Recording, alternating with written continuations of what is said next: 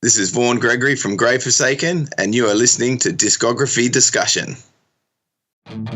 Jeff's going to get really upset with us about that. we have a third host, but he's taking a temporary hiatus. Yeah, I noticed there was 3 on the website. I did check out. I did my research. Yeah. You're like, what have these guys been up to? Can you tell that we're a lot more honest than we used to be? Dude, when I did Centurion Outpost, I praised everything. I said everything was great, everything's all good. Yeah. And at some point in the middle of that process, I was like, dude, I'm not being honest at all, and that's not biblical either. to lie just to I think it's, for me, it just comes down to not wanting to hurt people's feelings. Sure. It's not about being dishonest, right. Like trying to be dishonest. You know what I mean? Like, I wasn't like, I'm going to lie to these people today. Yeah, it's a tough one. It is like honesty. Yeah, it can be really tough to, when is it honest and when is it when you're just trying to not be hurtful. Sure. It's a tough balance, I reckon. And if you have difficulty balancing when it's honest and not being hurtful, then you are ready for this episode of Discography Discussion. I am Joe. That is Dan. Vaughan Gregory of Grey Forsaken. Hey, how you There going? are too many words.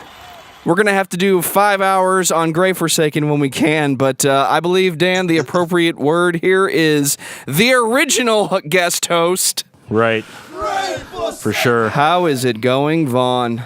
Yeah, it's going really, really well. I'm here in Perth, Western Australia. It's Sunday evening, and I'm stoked to be here. It's great to be chatting with you guys, and also about one of my favorite bands as well. Thanks for having me on. Yeah, for sure, man. It's our pleasure. We're awed by your presence. Yeah. Again. Don't be.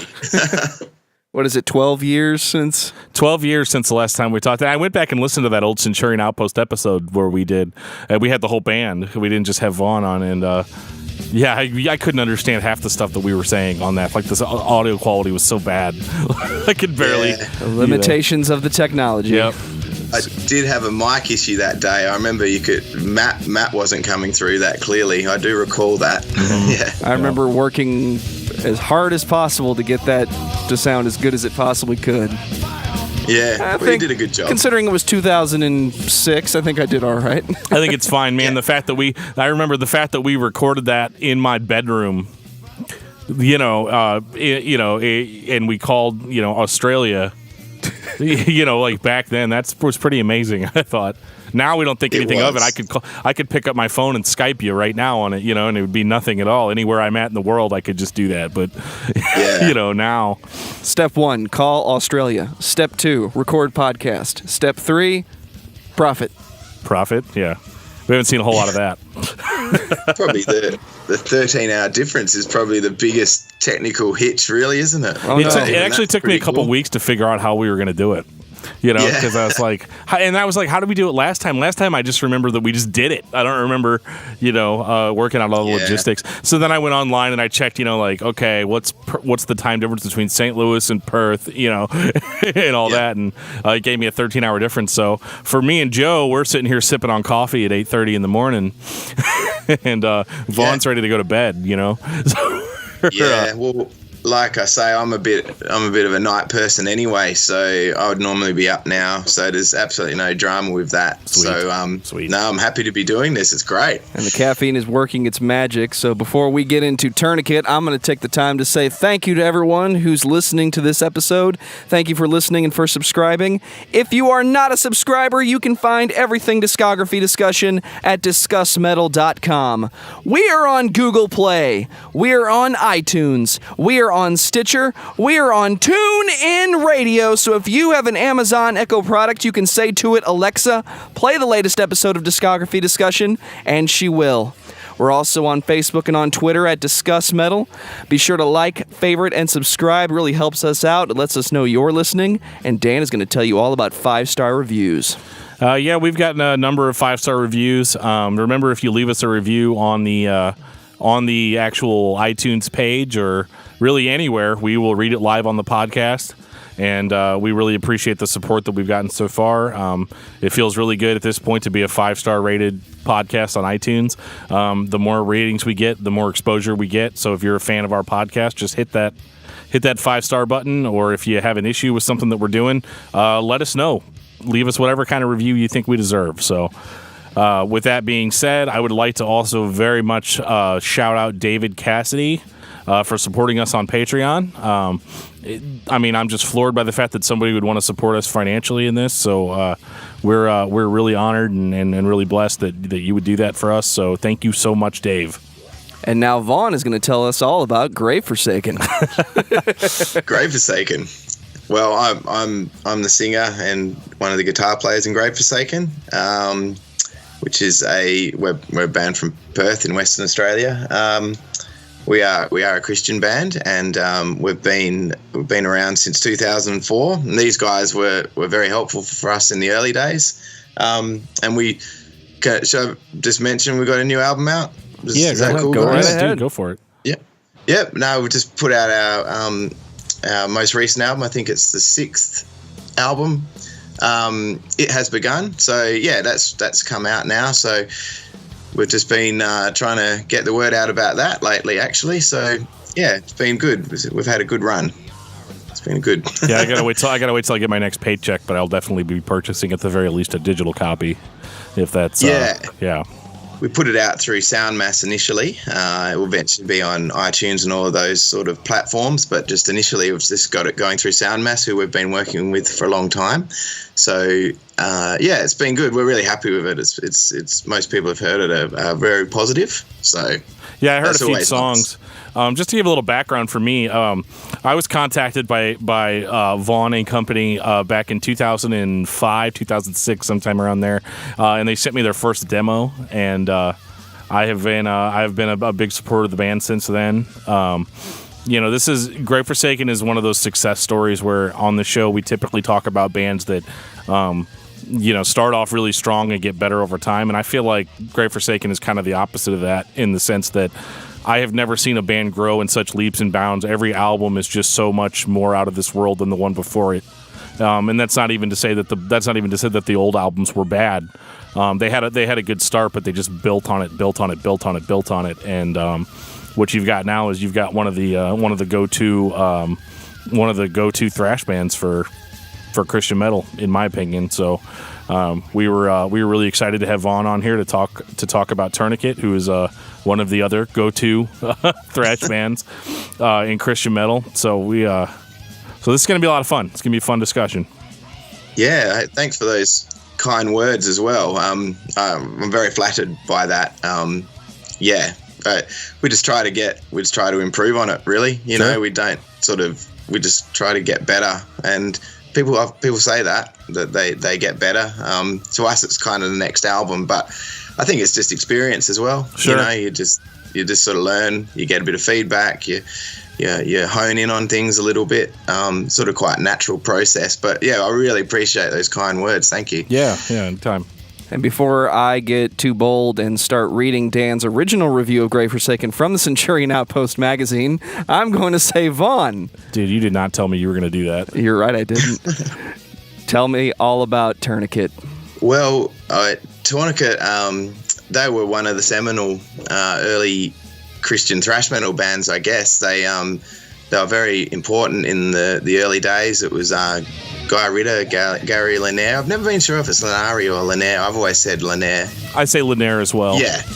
And Ted Kirkpatrick. They were the key 3 guys in the beginning, and I'm guessing they came from they seem to be from the area near you in America. I just don't want to get my geography wrong, but I think they're from that part of the world.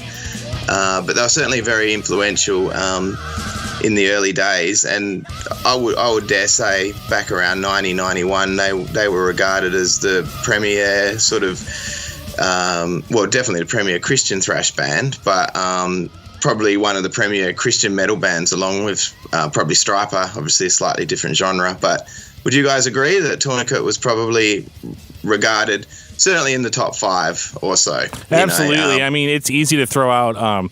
There's another podcast that I'm a fan of, and he was talking to Kurt Bachman from Believer, and he was talking about how like everybody's got their big 4 of the thrash bands, but for the Christian fans, we also have our own big 4. You know, we've got Tourniquet, Deliverance, Vengeance, and Living Sacrifice, you know, like those are kind of or Believer, you know, would fit really well in that spot, you know.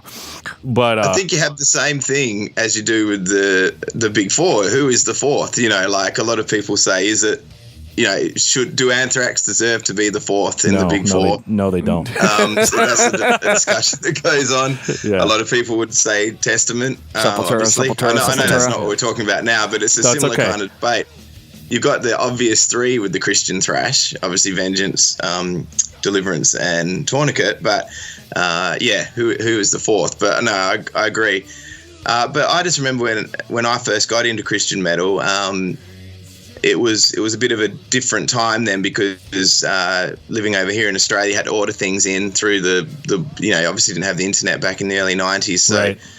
It wasn't as easy to get stuff. Like you'd have to order a tape, and it might take 6 months to arrive, or you might hear a song on a compilation. So actually, I was listening to Christian metal for a while before I actually heard Tourniquet. I heard of Tourniquet. Oh, do you guys say Tourniquet or Tourniquet? Tourniquet. Yeah. I know that sounds crazy, but in Australia, you'd describe the actual medical thing as a tourniquet. Interesting. So people see it over here and they say, "Oh, who's Tourniquet?" And I sort of tell people, well, they call themselves Tourniquet, so I'll call them Tourniquet, even though you might pronounce it Tourniquet over here. So I'm rambling a bit, but I do remember having the Hot Metal Summer compilation, and it had You Get What You Pray For on it, which I think was a pretty seminal compilation. And I was certainly blown away by that song, especially, you know, as a younger person, having not been exposed necessarily to a huge amount of metal like you can do now. That was certainly pretty mind-blowing for me as a young teenager. I became a pretty big fan pretty quickly, and obviously they had their first album, Stop the Bleeding, in 1990, and that was a pretty important album for Christian metal, I reckon. Absolutely. Yeah. I know Tourniquet's always been the band that anytime anybody said, I don't listen to Christian bands because all their music sucks, I always say the same thing Dan says. Have you heard Living Sacrifice, and have you heard Tourniquet? Yep. Because Tourniquet's just a good band. That's what they've always been, and I would watch any show where they were playing with any member of the Big 4, or the currently acknowledged Big 4, because they'd fit right in with anybody. Yeah. No, that's certainly. Especially after 1990 Stop the Bleeding, when we had the original vocalist of the band, Guy Ritter, with his glorious King Diamond impersonation. And I'll throw it out there and say that Guy Ritter is still my favorite Tourniquet vocalist. Really? He is.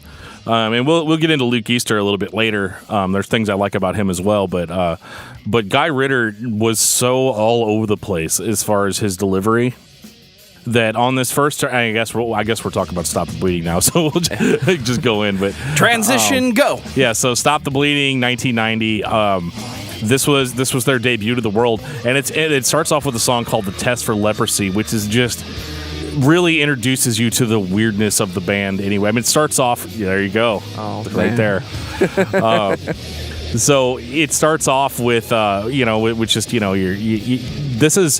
this is probably the moment that it starts off dun, dun, dun, like it starts off aggressive, and this was the moment where if you're standing in a Christian bookstore and you're listening to this, you're either thinking, oh my God, finally, or you're thinking, oh my God, this is satanic, and so I mean it was extreme for the time in Christian metal. Later on, obviously bands like Vengeance and Mortification were much more extreme. But Tourniquet was a really big deal. I think the Stryper crowd really picked up on Tourniquet because this was during a time period where Stryper was kind of like people didn't like him as much in the Christian music side of things. So for whatever reason, Tourniquet really swooped in and soaked up a lot of those fans because the first Tourniquet album, Stop the Bleeding, isn't as much of a straight ahead thrash metal record as we would get later from the band. The first album is definitely a mix of traditional heavy metal and lots of thrash thrown in there, but it wasn't just a straight thrash record. And Guy Ritter's vocals, man, he's got this super deep, he's got a very like lower register singing voice, and then also the highest register singing voice you could imagine. He goes from low to high so much on the record that there are songs where, Joe's King Diamond impression isn't really far off. He hits those super, super, super high notes, and I don't always love it, but this is one of the most unique Tourniquet albums because nobody really had anything to compare it to at the time.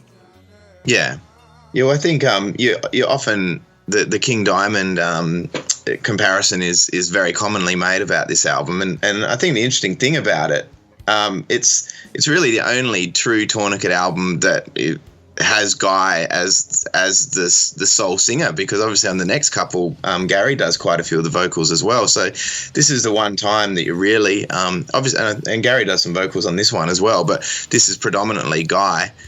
So it actually.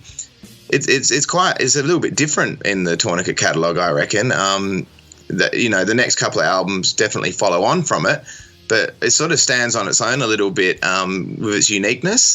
They never quite went to this place again after this first album, but it was certainly a mega classic.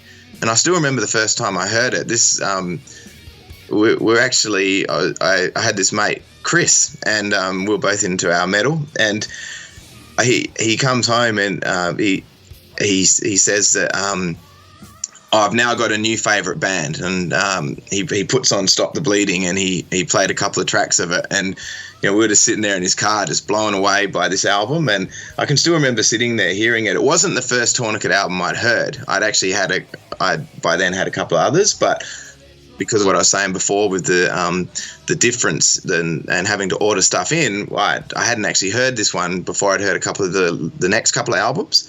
But I remember hearing this one and thinking, wow, now that is a killer album. So it made a huge impression on me, this album. It was one of my favourites for a great number of years, actually, this particular CD. Sounds like the car ride I had with Dan, where he put on the thrashing floor and said, "I have a new favorite band." The thrashing floor, yeah. Are you serious? Is that the song he put on? Yes, he did. Said that? He did, because that was the song that Chris played. It was the thrashing floor. What is it about the thrashing floor? In particular that he played, and it is. That's track 5. It is a very good song, and extremely heavy and. It just hits all the right notes, really, that song. Like I said, it made a huge impression on me when I first heard it, for sure. See, I thought he was messing with me because I had recently really discovered King Diamond. I know King Diamond is King Diamond, and he needs to be known for everything that he's done, Merciful Fate, etc., but he was one of the artists that I knew who he was, but I didn't know his name. The same thing happened to me with Tom Waits. It took me 26 years of my life to figure out, oh, that's Tom Waits. Yeah. Even though I knew who he was, it never clicked. So because we had first listened to Welcome Home and all these King Diamond things, I thought he was messing with me. Because he throws on the threshing floor, and I'm like, is this the new King Diamond? No, this is Tourniquet. I think what I said, no, this is way better. That sounds like you, yes. I had actually, due to sort of my background in music, I actually heard a lot of the Christian bands before I heard like the bands that they supposedly sound like. So I actually didn't hear King Diamond until after I heard this. So when I finally did hear King Diamond, I was like, okay, I can see where the comparisons come from. So I kind of went backwards with that one, to be honest. Yeah, I was the same way. I make no excuses or anything. When I tell people that I got my start in metal with Christian metal, I mean, even back in Centurion Outpost days, I didn't even know really what a lot of the subgenres were. We learned a lot of that as we went, and the subgenres. They got out of control. Yeah, and in the it's so early 2000s. funny because like now I don't really care that much about the subgenres, but back then it was like really important. But I remember this record. One of the things that I liked a lot about it was Gary played really fast. He has a really awesome guitar tone. For like his solo, like some of his solos, they just sound magical. Like in comparison, even on later stuff, he really, a really good example is even stuff like Ark of Suffering. He just sounds, or even Tears of Korah. Tears of Korah has some of the best guitar work in a Tourniquet song that I've heard. And it just blew me away, like how clean it all sounded. Like it had that thrash attitude, but like it had kind of the sheen of traditional heavy metal in it, that clarity. They must have recorded in a really good studio, which was really not common back then. A lot of the Christian metal tapes that you heard back then sounded like garbage, because a Christian metal band couldn't get the kind of footing in the 90s like they can now. Now anybody can walk into a studio, or even record it at home and it sounds fantastic. Yes. But back then, and I think that's part of the reason why this band was so impactful is because their first album sounded so good. Yeah, it really it stands up alongside. It'd often be this Christian versus non-Christian music sort of almost divide, and sort of for reasons like you mentioned, the production and all that. But this album was one that really did stand up, and I agree with what you say about it sounding so clean. It really, it just kicked through the speakers, this album, and lots of clarity. And I think, Ted Kirkpatrick is a world-class drummer as well, and I think that stands out.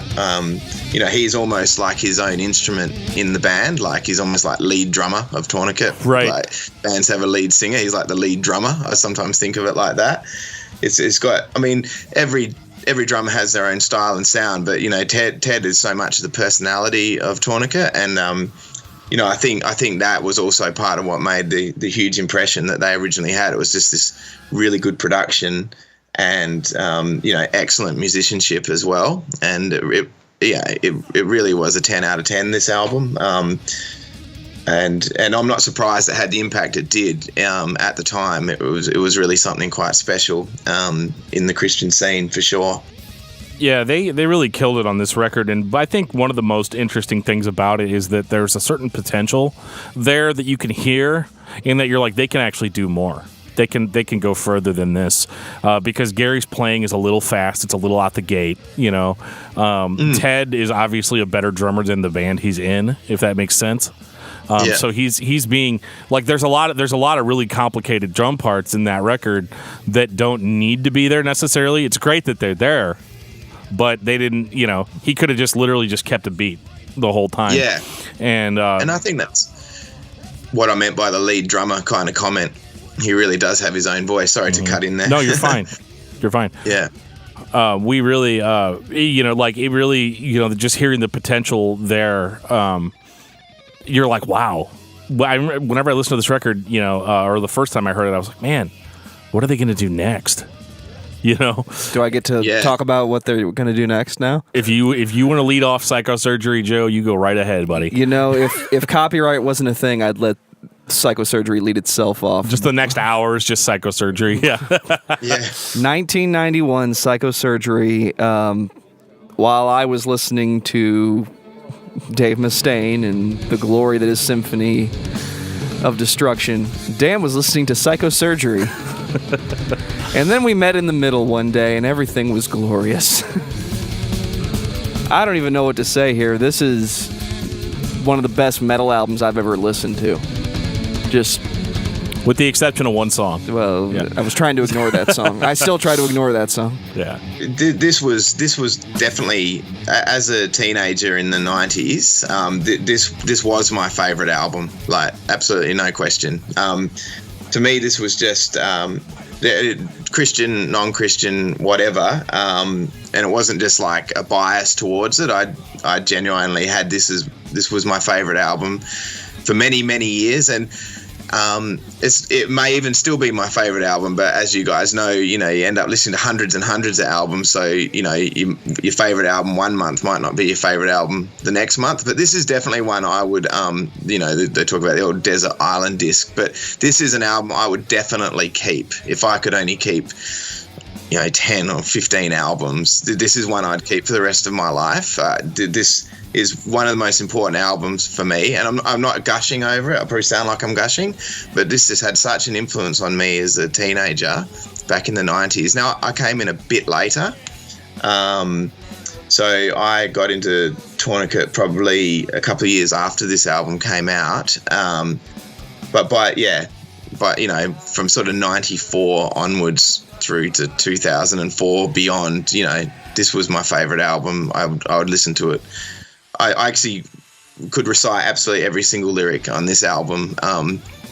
You probably still could. If I put it on now, I could probably still sing along with every single lyric. We're listening to it right now on our headphones. I think that's going to be a bonus episode. Vaughn reads Psychosurgery from memory. Can we do that? Yeah. Whatever. They should just get the guys over and they should just record a song. A Tourniquet song. Yeah.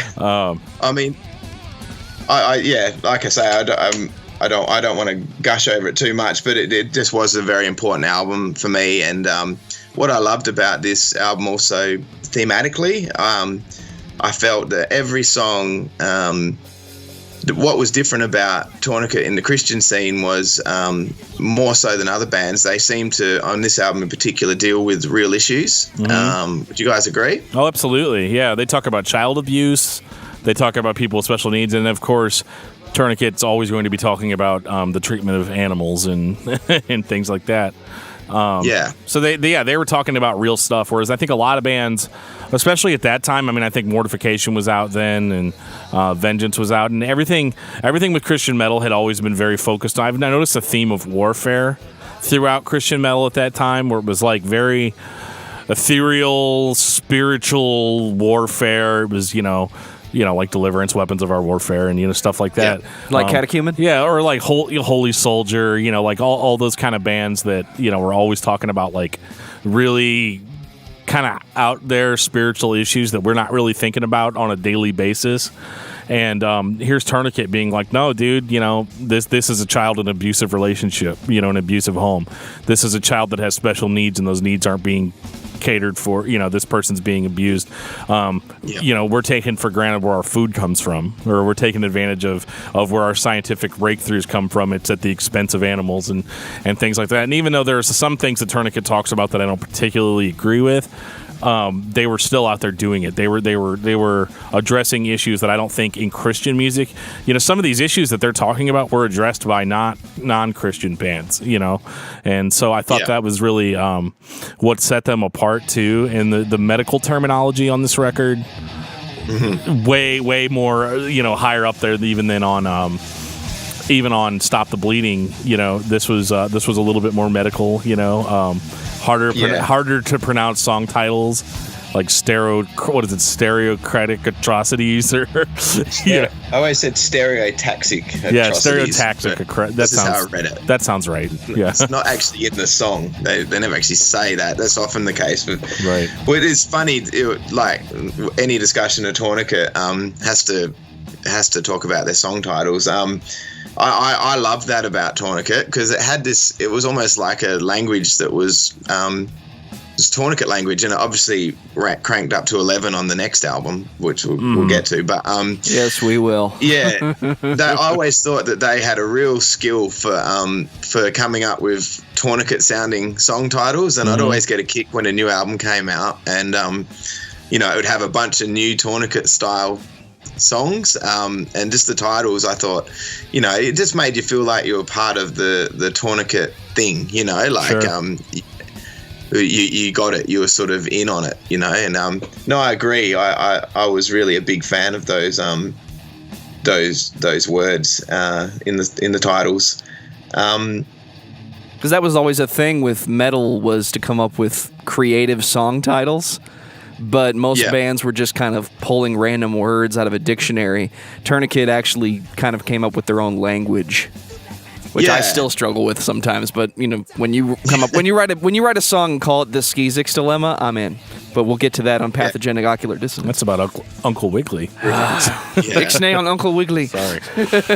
Can I just went and I actually just wrote down a few of my favourite tracks as on each album we went through, and the ones that stood out for me on this one, if you don't mind me sharing this. Go ahead. That's going to be this week's playlist is going to be all of Vaughan's favorites. Vaughan's recommendations. Yeah. Then I don't have to make a playlist. I was always a huge fan of, not necessarily like the I think all fans are like this. It's not, sometimes it's the deeper cuts that you like, I guess. But I was always a huge fan of Vitals Fading. That's a good one. That song really stood out to me, particularly the section where it sort of goes into the riff, you know, the dun, and then he does the wrinkled hands reach out, cold metal rails bit. Like, that always just sent shivers up my spine, that section of the song. And just even for that little, you know, some songs I'll have a 10-second or a 20-second section, and it makes the song. Sure. That just used to give me chills, that bit. And the other one that would give me chills was Broken Chromosomes. Oh my goodness, that song still gives me the shivers listening to it. It's just so, it's a very emotional Tourniquet song, and you don't really get emotional songs out of thrash metal bands, you know? No. I still think, and again, I'll sound like a gusher here, but I do mean it about this album. I still think that like something like Broken Chromosomes is one of the great moments in metal when it comes down to like the outro bit of it, where he's like doing the men fail me, but the Son of God saves, and the when I'm face down, I'm talking face on the ground. You know, that whole bit at the end where you've had this song that's sort of quite a serious topic and quite grim in a way, and then it ends on this sort of note of hope. And I found that Tourniquet would use that a lot in their music. They would talk about the issue, and then they would conclude it with hope, and that format really appealed to me in their music. And it's definitely been something that I've done with my own music, where I've sort of tried to look at an issue, and then in the like last verse or the final chorus or the fade out or whatever, I'll be try to do something positive to end the whole thing on a positive note, if you know what I mean. And that's actually a technique that I learnt from this album, from that kind of getting into the issue and then finishing with hope. And so I think they did that better than anybody, particularly on this album. And I think if you look at nearly every song, it kind of does that. They finish with hope. So those were the two that I wrote down, but I'm curious to know which song you guys don't like, if you're going to share it, because I loved every track on this album. I didn't have one I didn't like. Ladies and gentlemen, Dan. You don't have to share it. I don't know if it's a secret. When you said that, I was curious. Yeah, no, it's the song Spineless. I'm not a big fan of rap metal. And this was done very strange. I mean, this is 1991, so like rap metal wasn't like a thing yet, you know, like really. Yeah. And so it was just really jarring to hear that, and it just comes across as really dated, because I feel like most of that record most of that record is very serious and actually I don't know, like is more timeless. Like you could show it to somebody and they're not necessarily sure if it was recorded in the 90s or if it was newer, you know, because there's a lot of newer thrash bands that sound like they were from the 90s. And but this really dates it. Oh yeah, for sure. You know, and but it's weird. It's not even the rapping that bothers me as much as it's just like the band trying to like move into that. And like I feel like maybe had I been listening to it day one, 1991, I would have thought it was cool. But now when I listen to it, it's a little cringeworthy to me. Yeah. Well, isn't it interesting that Anthrax and Public Enemy are credited with creating rap metal when they did Bring the Noise, but that was 1994. Yeah, Tourniquet did it in 91. Yeah. Yeah. I mean, I think I was so all over this album as a teenager that I can hear what you're saying now with, you know, the hindsight of a couple of decades. I think I was so into the album that I mean, it was a different time, wasn't it? Like there wasn't an internet and things like that to even discuss this kind of thing. So I just took that at face value that they were doing a song with those sort of rap vocals. But what I loved about Spineless, like, you know how I mentioned that I like knew all the lyrics. Like I took great satisfaction in like learning all of those, really quick sort of rapped out lines. Right. Like, take a look at your friends there. Is that what you want? They're as empty as air. Just out for a joint. Right. 3, 7, 9, 10 for 14 times. Huffing at you. Those they all rhymes. All that. I don't know if that is that copyright infringement to quote the lyrics. It's going on the podcast. Just be able to sing along, and it used to be like a good party trick. Like I'd put on this Tourniquet tape and I'd sing along with it, and people would be like, "That's crazy, man! Like nobody should be able to sing along with a song like that." Right. But it's actually where I learnt a lot of my own sort of vocal style. Like I'd be driving along. This is when I got my license, and I'd be listening to stuff like that, so like belting it out, in my style, and then I applied that with my own band. So yeah, that actually stuff like that taught me how to do thrash vocals in a funny way. So very important for me. But I do hear your I think what you're saying is valid about it. Definitely, it's not a way I'd ever looked at it, but it certainly could come across as a bit dated now. For sure, yeah. Yeah, I mean, I can't hold it against a record for being out the year that it's out, but it's just, yeah, for some reason it just didn't hit me right because maybe I was in maybe a more enlightened state or whatever. When I listened to it, I was like, man, what is this? Yeah. I did think it was cool hearing Gary and Guy kind of go back and forth at the end, though. I thought that was kind of neat. This record vocally, too, there was a big change in the band as far as, like, he had kind of knocked off those high-pitched falsetto vocals. He sang more in the deeper register in this record. And you also heard a lot more of Gary kind of stepping up to the mic and doing the when the thrash vocals were needed, he stepped in. Although it is interesting hearing Guy do the vocals on a Dog's Breakfast, because it almost seems like, based on what we know about the band, it almost seems like that would have been a song that Gary would have sang the lead vocal on. But Guy does it, and it sounds cool. It sounds unique. And I was a really big fan of the way that song sounded. That's one of my standout tracks, is the Dog's Breakfast. Especially like with the lyrics too, might be a little hard for people to get into if they're not Christians. It's a little divisive, and he basically, long story short, he basically goes through all these crazy different religious beliefs and how they're wrong or stupid or whatever, and that's very honestly the way I used to be, like, this is dumb, this is stupid, like, and it's hard because I appreciate that song now because it's a little bit more than just these religions are stupid, as much as it's more like, hey, man, whenever you hear something, don't just take it at face value. Really think about it. Well, with that song in particular, again, go back to the pre-internet days where you couldn't just search for something. In all seriousness, I mean it when I say I learned everything I know about like cults and whatnot from that song. You know, like that was my it's a bit like how Iron Maiden fans, they know everything they know about history from Iron Maiden songs. I knew everything I knew about, Alexander, we're talking about Iron Maiden, but Alexander the Great, I know everything I know about Alexander the Great thanks to Iron Maiden. And this is the same. I know, still to this day, if you ask me about some of the what they talk about in that song, I'd still reference in my head this song to like churn out a bit of info about the various religions that he's talking about. Right. And it was probably quite a brave song, like thinking back to it now, because they may have had, people who, they might have been offended by what they were saying, because it's not like those religions and like cults, if you want to call it that, weren't without their followers. But I suppose the thing is, most of those cults would have probably denounced heavy metal anyway. So. Probably not listening to much Tourniquet, yeah. Yeah, that's right. They probably weren't listening to that much of that. A different time, really, then, wasn't it? They might be a bit more open-minded now, but probably back in those days they wouldn't have been. Right. It was a different time, the 90s. Yeah, and I think the thing about Christian metal, especially in the 90s, is that it was a little bit more Christian, so to speak. And that's probably a controversial way to put it, but everybody was a little bit more bold. The hardcore bands were super bold, and I think it was really just more of one of those, like, we have to have this strong stance in order to have this movement. And we can do this too. Yeah, we can do this too. We can be offensive too. You know, Slayer can write about, you know, how much they hate the church and hate all this stuff or whatever. So why can't we do the same thing?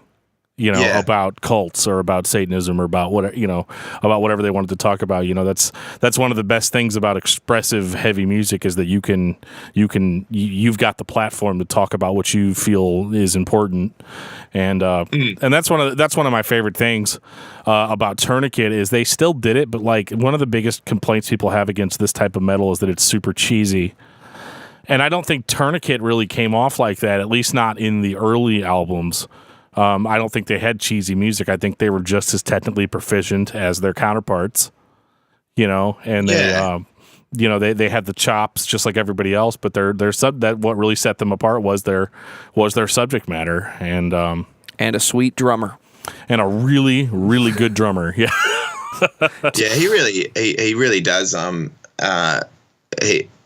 He's really a lot better than a lot of the other drummers out there. Like he really, I mean, what sort of platitudes can you give Ted? He does an amazing job on all the albums, and I think it was such a critical part of their success. I mentioned that about the previous album as well, but I reckon if maybe they didn't have that drumming, it might not have.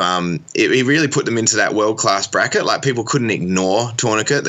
They weren't just another band. Like Ted really gave them that. He was better than most drummers, Christian or otherwise, and that really helped them, I think, because people heard that and they were just in awe of his drumming, and so I think that was really important for them, definitely.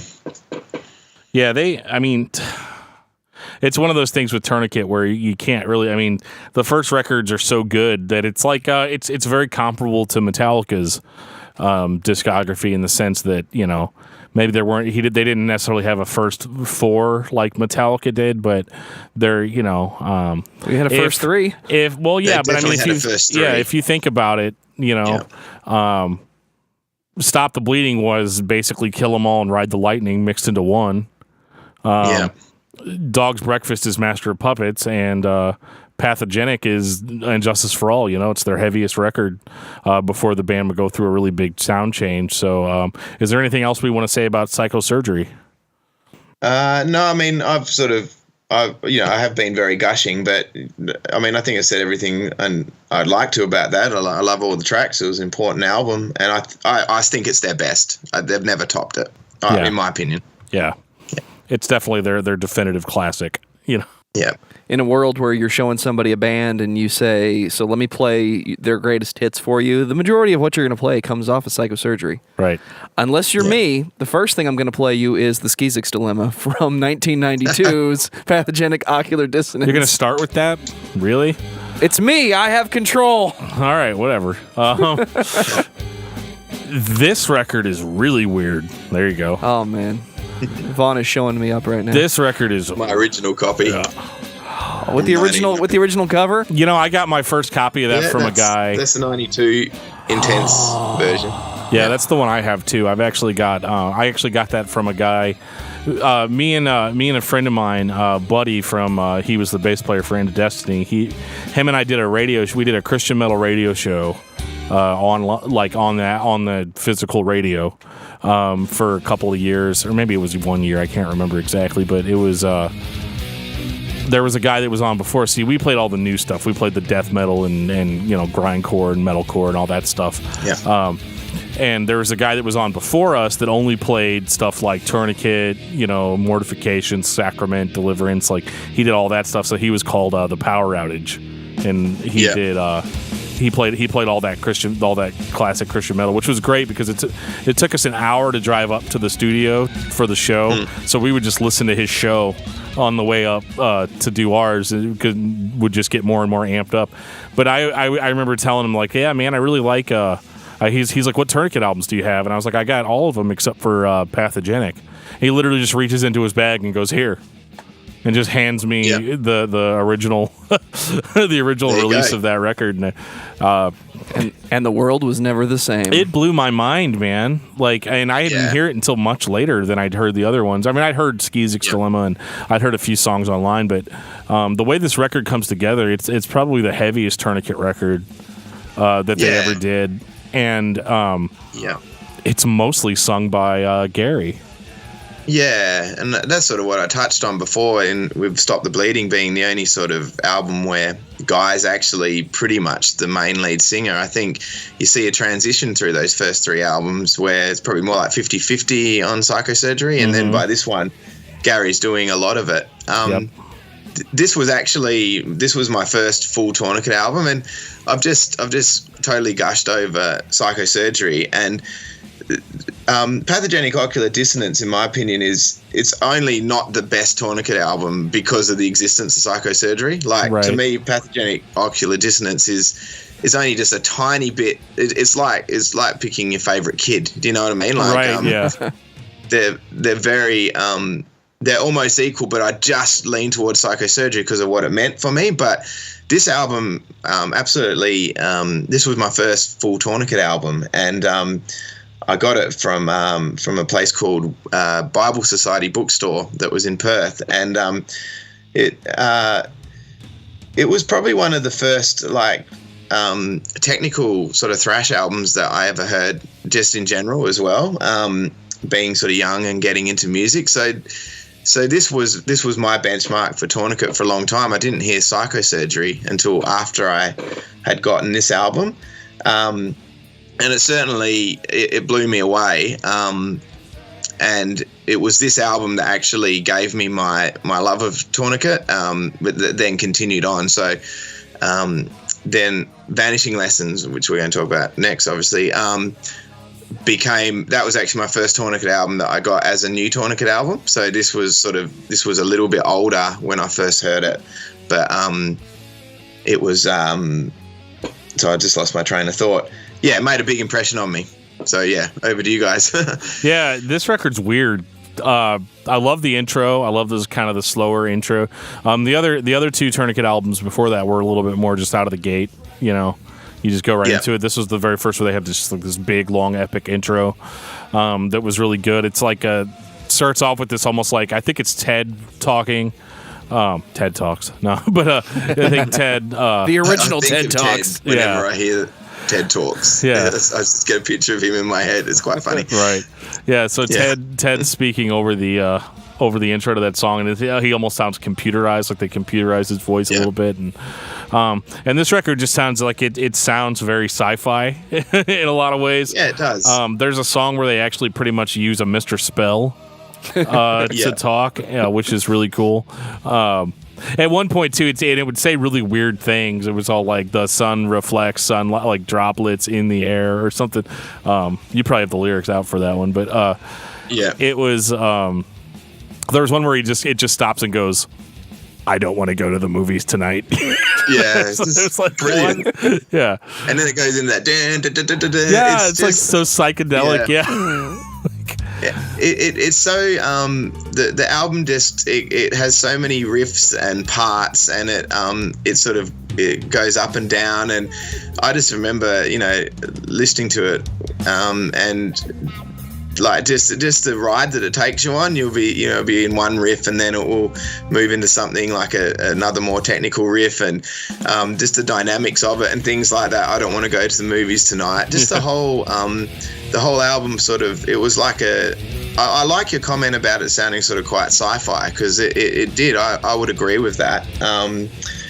But what really struck me about this album, if I can share probably the 2 tracks that stood out to me, definitely Pathogenic, Ocular, Dissonance. I don't always necessarily like the title track of an album. Like, often bands get it right. I think in this case they did, name the album after an extremely strong track. I think that's a brilliant song.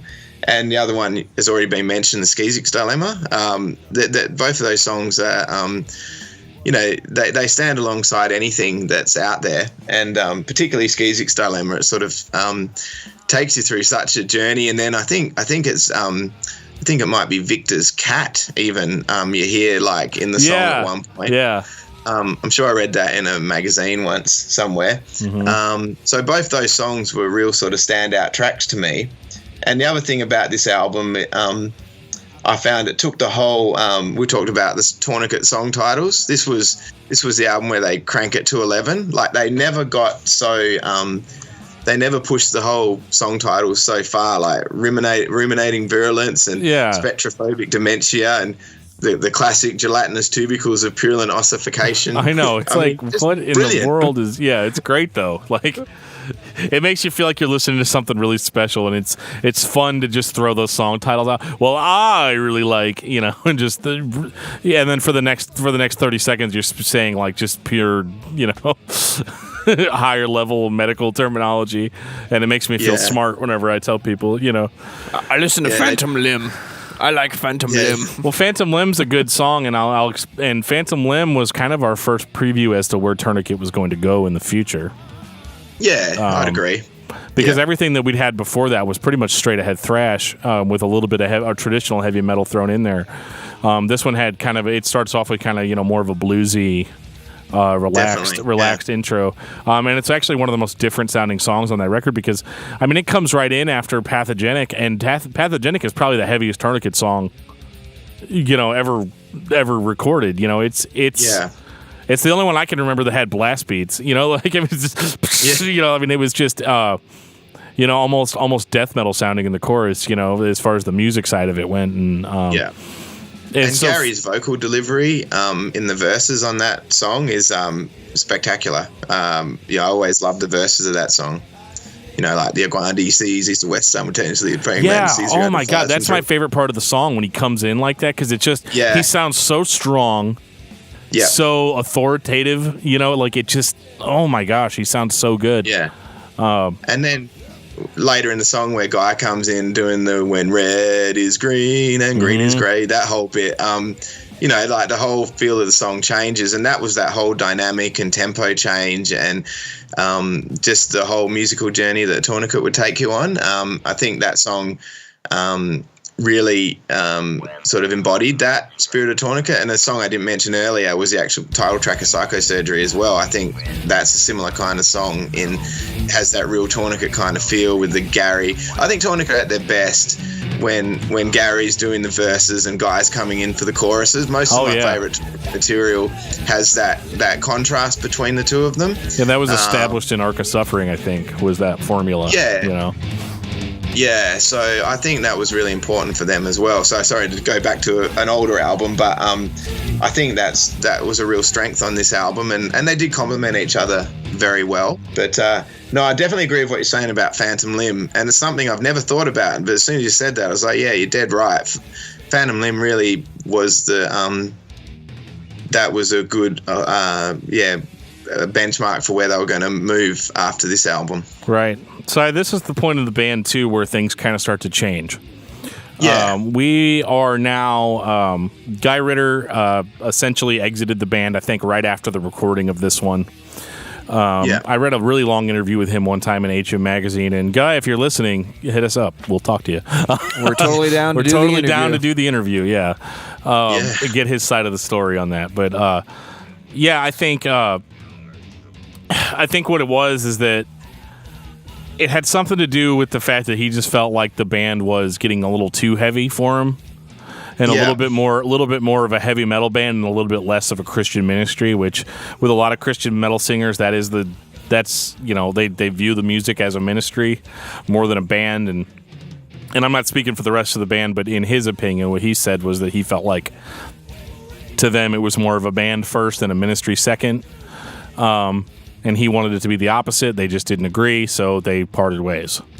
And then, so at that point, they had to... and I think this was right after the album came out, so I don't think he really played any of these songs live. Or if he did, it was only one or two shows, after that. Typically, when people leave a band, they say, okay, I'll do 5 more shows, and then that's it, or something like that. And so there's a really good video on YouTube of them playing all the Pathogenic stuff. But they have Luke Easter singing for them, but it's still Gary doing most of the vocal work, like they had just pulled Luke in, and so that was really interesting to hear, and it's relatively good quality on YouTube if you search for like Tourniquet Cornerstone. I think it's like Cornerstone 94, 95. It'd have to be 93 or 94. Yeah, it was 93 or 94. I can't remember exactly, but it's really interesting hearing them play all the old material with Luke Easter singing on it, and it actually sounds pretty good. I was pretty surprised by it. Are we going to talk about Vanishing Lessons now? Yeah, I guess so. It's depressing to go to Vanishing Lessons only because this is the end of the old Tourniquet. This is the beginning. There's still remnants of it in Vanishing Lessons, but you've got a new singer, which is immediately noticeable. And you definitely have a new musical direction for the band. And I'll get into why I think that this album is very ironic once we get to the end of the discussion on it. So, what did you said you picked up Vanishing Lessons as a new release. So, tell me about that. What was your initial impression after hearing the old Tourniquet and then picking this up as a new release? Around that time, it's been so well documented that nearly every heavy metal band in existence changed style around this time. Mm-hmm. So in one sense, I wasn't super surprised. And I was so into what they were doing that I was probably I was going to like whatever they did. So I still got into it. I think, it just wasn't as thrashy. It was more. It definitely isn't grungy, but it kind of like. I'm not saying it's grungy, but it sort of fit what was going on at that time, where it seemed nearly every band, like I mentioned earlier, was having like a radical kind of change. So it almost seemed like around that time, Mortification had done, and I'm even talking in the Christian scene, they had done Blood World. Deliverance had sort of switched to Learn, which was a different style. Striper were off the map by then. I think that's around the time that Bride did Drop. Yep, so it felt like every single band that I'd gotten into over the last few years had all of a sudden completely changed style. So I kind of felt like I just sort of had to roll with it a little bit. But I think that this album sounded a bit more like, I'm trying to think of the word for it. The other one sort of really rolled along and really, really moved. Whereas this album, everything seemed to come back a step. Do you know what I mean? Like it just didn't seem to have the level is dialed back. Yeah. Yeah, everything was dialed back, so it didn't make it a bad album by any stretch. But it just felt like what had been there before wasn't. And I suppose the reason it felt that way was because it had fundamentally changed. So I think it's probably pretty fair to say that from this album onwards, I feel like Tourniquet kind of they've never changed as much from album to album as they did between Pathogenic and Vanishing. Like it feels like everything that's happened since Vanishing has kind of been a bit of an extension maybe of what they did there, and that's possibly Luke Easter's vocals because there is musical changes in there. But do you guys agree with me? Sort of set template for what's come since. I consider this to be Tourniquet's Black Album. You know, there's a little bit of what was before, but a little bit more of this hard rock sensibility. I know when Metallica put out the Black Album, everybody started calling them Hard Rockica, They were, and I feel very much the same way about Tourniquet, although there are still songs that I think may have been leftovers or ideas that may have been leftovers from previous writing sessions. Like the song Vanishing Lessons, I still consider to be a pretty straight-ahead driving metal song.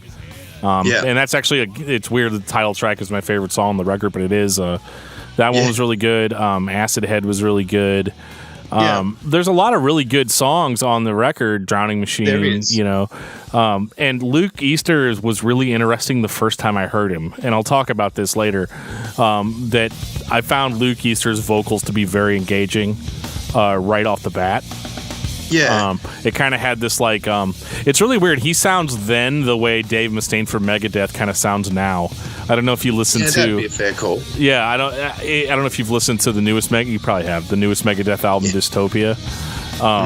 Dave, I guess it's just Dave's getting older and his vocal delivery is a lot deeper and still gruff, so it actually comes across sounding very Luke Easter-ish in places. But Luke was... No, I'd agree for sure with that. Yeah. I've noticed that in the last couple of Megadeth albums. I mean, I think everybody has noticed it. I thought it was... I know we're not talking about Megadeth, but I thought Endgame was the album where Dave most sounded like he'd really dialed it back. I thought it went up a bit. But then, on Dystopia, it doesn't have the same... Yeah, it's more. It's almost more spoken in some ways. What he does on that album, but again, we're not talking about Megadeth. Right, we did that already. yeah, I noticed that you had done I went that off on a tangent on that one. Yeah, but there is valid comparisons there. I think the thing that surprised me about this album when it came out, and this is no slight on Luke at all. I was surprised they just didn't go full Gary on this album. Like, he'd done so many lead vocals coming up to it. It would have maybe seemed like a more natural transition if Gary was just the lead vocalist on all the tracks on this album. I don't know if that ever crossed your guys' minds, but that was something I thought at the time. Like, that might have seemed a more logical direction based on where they'd been going. I agree with you to an extent, but I think if I had been in the band at that time and I had been part of the decision-making process, the thought that would have come into my head would have been, well, how are we going to play the old songs? Yeah. Because Gary, Gary admittedly at the time was not a great singer. He was an amazing thrash metal screamer, he did that really well. But the actual, and I think that may have been the whole reason why they pulled Luke on, because Luke did have a good singing voice. He didn't really sound like Guy at all, which was interesting. But he actually, if you go back and listen to him sing Guy's parts on Pathogenic, they sound really good. So I mean, he was a good choice for replacement. But I was just going to say, I could imagine, like, if you're in a rehearsal room as a band and Luke's trying out and you're jamming on the old material based on, I've watched a lot of those YouTube clips you're talking about as well. You'd think, this guy's got it. He can do the old stuff. He can bring his own style. Probably a little bit comparable to Ripper Owens in Judas Priest. Absolutely. Ripper obviously did a brilliant job on the Halford material, but then on the two albums that he did, he sounded nothing like Rob Halford, which I think disappointed a lot of people because, Priest tuned down on those albums. And, Ripper had been, again, we're not talking about Judas Priest, but I think there's a bit of a comparison there in that, he took his own original vocal material, this is Luke, in maybe a bit of a different direction, but did a really good job on covering the Guy material. So he brought a lot to the table. There's no question about that. And I think he's got a very relatable voice. Like, there's a lot of emotion and a lot of sort of like yearning in Luke's vocal style, and I found that I could relate to that as a listener, and that probably helped cover maybe the musical changes on this album for me, because Luke just had such an earnest delivery to the point now where I sometimes can't split which singer I prefer in Tourniquet. Like, sometimes I prefer the Guy stuff, but as we'll get to later in the discography, I think there's moments where Luke, and I've told him this over like Facebook, there's certain moments where I think is just sublime, his vocal delivery.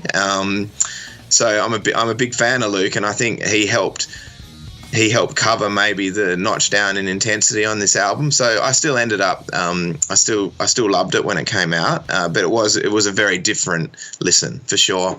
Yeah, I mean, this record, very hard rock, a lot of bluesy aspects. One of the things, there's a song called Pushing Broom that stands out to me a lot on this record. I wrote that down on my notes. Yeah, it's a slower song, but it really shows off, too, that Luke Easter actually has a really, really good melodic singing voice as well. Yeah. But again, it's not like Guy's where it's like off the planet, the high-pitched or weird. I've always felt like Guy's singing vocals were always very gruff. Yeah. And Luke Easter has that, too, but he can actually really deliver a clean, really nice-sounding, slower song. So you get stuff like that on My Promise and stuff. So what Luke brought to the table was actually the opportunity for the band to actually have a little bit more mainstream appeal, I think, than what they had, and we're going to really see that on Crawl to China later on. And Pushing Broom was an influential song for me, to the point where I'll still, like, if I'm going through a period in life where, maybe things are moving a bit slow, or, how sometimes, I'm sure we all know, you go through periods where you're just going to work and, like, nothing, you talk to your friends, oh, what's been going on? You're like, oh, not much, and all that. I find that song really appeals to me, the whole concept of, at least you're not afraid to push a broom another year. Like, sometimes the bravest thing is just to keep going and not let it get to you. So that song's been an important song for me, and I loved it the whole time. And the other one I wrote down on my notes from this album, my notes are actually just a list of my favorite couple of songs from each album, so that's my notes. Awesome. So it might sound like more than what it is. The other one I wrote down on this one was Acid Head as well, because that was kind of a bit of the old Tourniquet, wasn't it? It was more in their old school. Thrashier. Yeah. I've always thought of this album to be an arena rock record in disguise. Because when I listen to the previous records, I love them, but I'm thinking, this sounds like a metal show. When I listen to this, I think, okay, this is kind of written for a stadium. Because they play everything out, they let the chords ring. Yes, it's hard rock aspects, but when you've got that good of vocal delivery that engages the listener, that's the kind of vocalist that you see played at 20,000, 30,000 people, and everyone is paying attention. And when they would go overseas, I think that's how many people they played to. Yeah. So weird when you go outside of America. In America, you can be a decent band and still only play to 100 people in a club, and then go down to Brazil and 10,000 people show up. Well, I think I've never been to America. I'm over here in little old Australia, but I think that the impression I get as an Australian seeing what happens in America is. I don't know what it's like in your city, but a lot of the big bands, they seem to, they tour most years in a lot of markets. So maybe would I be right in saying that you get a lot of options to see a lot of artists? So maybe there's more options, so the audience is a bit more spread out. Would that be fair? Yeah. But I think in America, one of the biggest problems with our society is that people don't equate the fact that going and seeing a live show is what keeps their favorite bands going.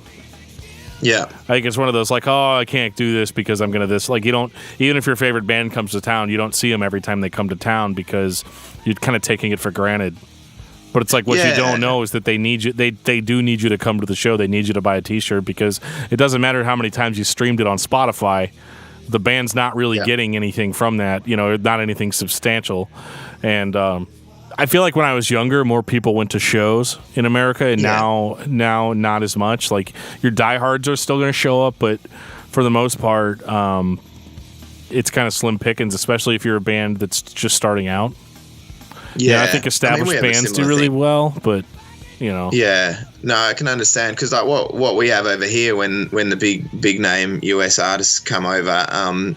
There's huge cost for them to come over. So generally it's, part of a big tour, because like the smaller bands, they really can't afford to come to Perth, for example. I went to a Queensryche show when Jeff Tate was still in the band, and there was literally only about 50 people there, and they must have like cut such a huge, maybe 100. It was like, this is Queensryche, and they must have just lost so much money on that show. And then I noticed when they came to Australia next, they cut Perth out. Yeah, absolutely. I wasn't surprised.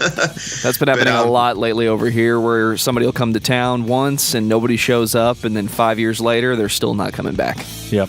Yeah, I think if you get burned by a particular city or whatever, like, you're not necessarily going to say, we'll have to go back to that one. But, I get the comparison with Vanishing Lessons, and it just got me thinking, there's probably, we talked about Megadeth before, there's probably strong similarities with Euthanasia, which came out obviously around the same time. So, I probably had thought of that before, but that same kind of, probably, less pedal to the metal kind of playing, more arena style, bit more emotional, bit more heartfelt. I think there's probably a valid comparison there in what they were doing. And I'm sure they were paying attention to what Megadeth were doing. They obviously Euthanasia would have come after this, but it was that sort of mid-90s era, wasn't it? Right. Everybody, times were really changing, yeah. Yeah, and if you wanted to stay relevant, you kind of had to pick up that hard rock. I don't really want to say grunge, because I think grunge was a pretty limited movement, but I think one of the things that grunge did for rock in the 90s was that it established kind of a new era of heaviness, because I think before that you had rock. You had hard rock, but everybody was still listening to bands from the 80s. Because a lot of the hair metal bands, people would call bands like AC/DC stuff that was still hard rock. I think until grunge kind of came in, and then you had this kind of, and even Metallica on their Black album, I think, was really influential in making rock a lot beefier, than it had been before. Yeah. And so Tourniquet really embodies that. I mean, this album is still heavy, but it's not in the. It's not thrash heavy. It's more more of your down-tuned, kind of more bluesy based. I mean, this is still a really great record, but what I think is ironic about this record is that one of the things that Guy Ritter said in his interview was that he wanted the band to tone their sound down a little bit for their next record, to do slower songs, and Ted pretty much told him, no, if anything, it's going to get heavier. And then they put this out, and it's like, dude, just imagine, I think if they had written these songs with Guy Ritter in the band, what this record would have sounded like. I think that's one of the big questions I always have about Tourniquet is, if they had kept Ritter on for this album, what would we have gotten? And maybe it wouldn't have sounded this good. I mean, I think Luke Easter is really the main ingredient on this record, that really, like you said, Vaughn, how it holds it together. You know what I mean? Yeah. Like, it really, he's because he's coming in fresh. So his delivery, I think, is more energetic and much more fresh. I think even more so than the rest of the band, because they're used to doing this. They're used to recording albums and putting them out. Luke Easter's just psyched that he's in Tourniquet. Like that's a big deal, and you can definitely hear that in his vocal delivery. He really put his all into this, and I think in a lot of cases actually saved some of these songs that kind of tend to. The problem I have with this album is I feel like it kind of. I find myself skipping around to different songs. Yeah. Whereas on the previous three, it was just beginning to end. Yeah, and you also mentioned the sort of slower, more reflective stuff, like My Promise, and obviously Twilight as well. And that was probably something we didn't see from them at all on the first few albums in that sort of style, almost like just straight ahead rock, almost ballady in a way. Oh yeah. He really delivers on those songs as well. Like I actually always liked Twilight. Like some people found it a bit too different. But I always thought it had a nice sentiment to it, and I still think it's and I say this with no disrespect to the theme, I'm pretty sure it's the only song covering that topic I've ever heard. Like, I really do. Like, I can't think of any other band that's ever talked about the plight of the elderly. Yeah. It's and they were very good like that. And we talked about the social issues and whatnot, and that was something that stood out with Tourniquet. So you could always rely on them for a bit of commentary, maybe in areas you didn't necessarily hear from other bands. So it was an interesting time. But no, Luke did do a good job on this album. I would definitely agree. You mentioned, why didn't Gary just take over lead vocals?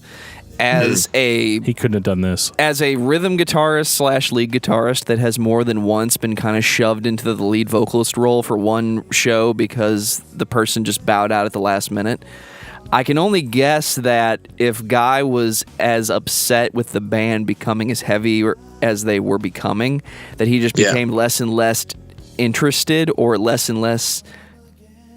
He contributed less, I think is what I'm trying to say. And if you have the same mindset that I do when we're writing a song, I understand if you don't have anything written down, but at least get up and do something to kind of give the song a flow.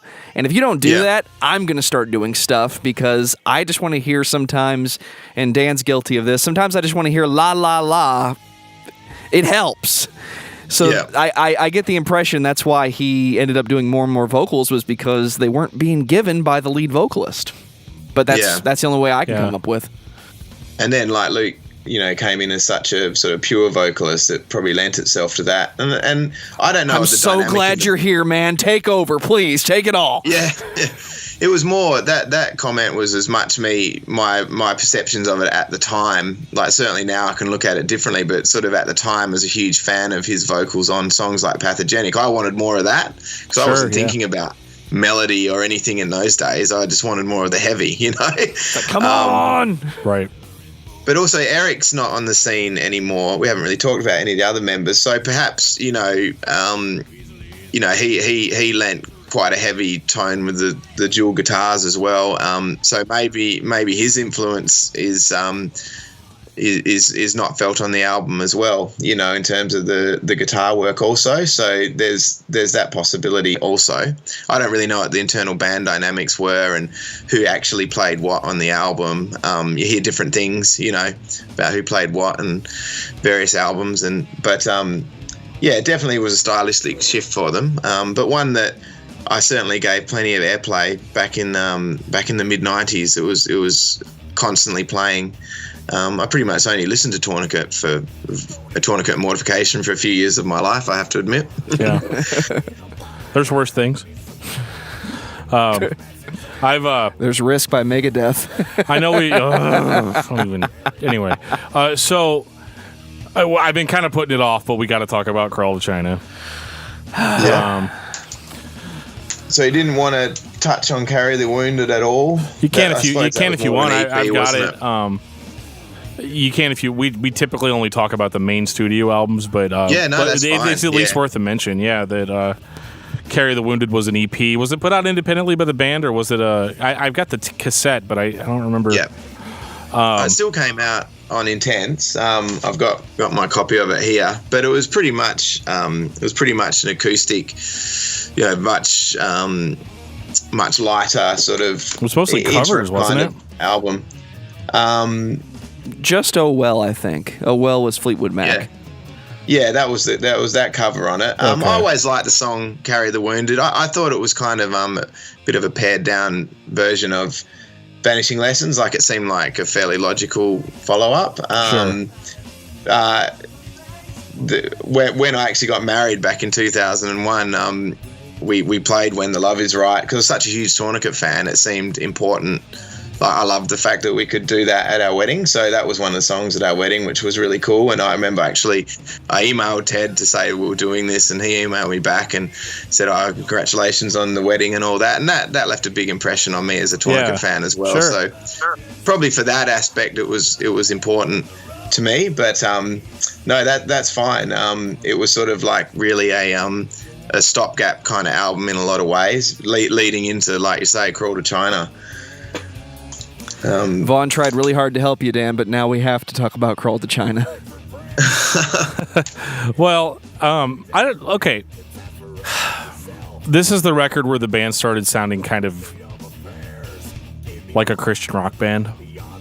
I think. I hear what you're saying. I think before that, and again, it's not even that it's bad. It is just so directionless in the sense that it is all over the place stylistically. You've got an awesome song like White Knuckle and the Rosary, which is a cool song, cool Tourniquet song. Could have gone on Vanishing Lessons probably, you know. And then you have songs like Enveloped in Python, which starts off just like him talking to a pet snake, and again it's weird and creepy and very Tourniquet-y, but it's just very strange. The songs just seem very far apart from each other. And then there's that song Bats, which is just what even is that? You know, like it's just a very strange song. And it just seemed like a lot of their metaphors and stuff lyrically, they were kind of like like in Bats, they're like, you think they'll hit you but they won't, you know, you think they'll mess in your hair but then they have to explain that they're saying that, you know, just because you can't see God doesn't mean that God's not real, you know, like, and all that, like, and I get where they're coming from or whatever, but I feel like the old Tourniquet didn't have to explain itself, you know, whereas on this one, it just seemed very cheesy Christian rock to me. And that's not to say that there weren't really good songs. I mean, my favorite songs on that record are The Telltale Heart, I thought was really well done, and actually very heavy, which is interesting to hear. And I thought that, you know, I really liked, well, obviously White Knuckling I liked. And I also liked Imaginary Friend. I thought was a really good one by them. And but this was just so all over the place. Not what I was expecting at all. Because I mean, Vanishing Lessons still worked as a uniform album, and I feel like Crawl to China has 1 million tracks, and only like 4 of them are good. Yeah, I think the first thing, like, obviously I can't see this on the podcast, but there's my copy of it from '97. So the original. Hey, what's the first track on your copy? Is it Enveloped in Python? I've never known how to pronounce it. Claustrospelunker. Claustrospelunker. Yeah, because they never actually say it in the song, so I don't know how they pronounce it, which sounds ridiculous. I obviously know the song, but yeah. Well, the track listing on Spotify and Apple Music, the track listing's totally different than it is on the CD. Yeah. I think they moved it on the re-released that they put out. But this was the Benson Records version that I as I've sort of illustrated through the podcast, they were my favourite band, and this was just such a big deal to me when it came out, you know, because it'd been a couple of years since they'd done a full length, and they'd obviously done Carry the Wounded plus the Collected Works compilation, which had a couple of cool new tracks on it. And they have It's a Good Night for a Hanging, wasn't that on the Collected Works?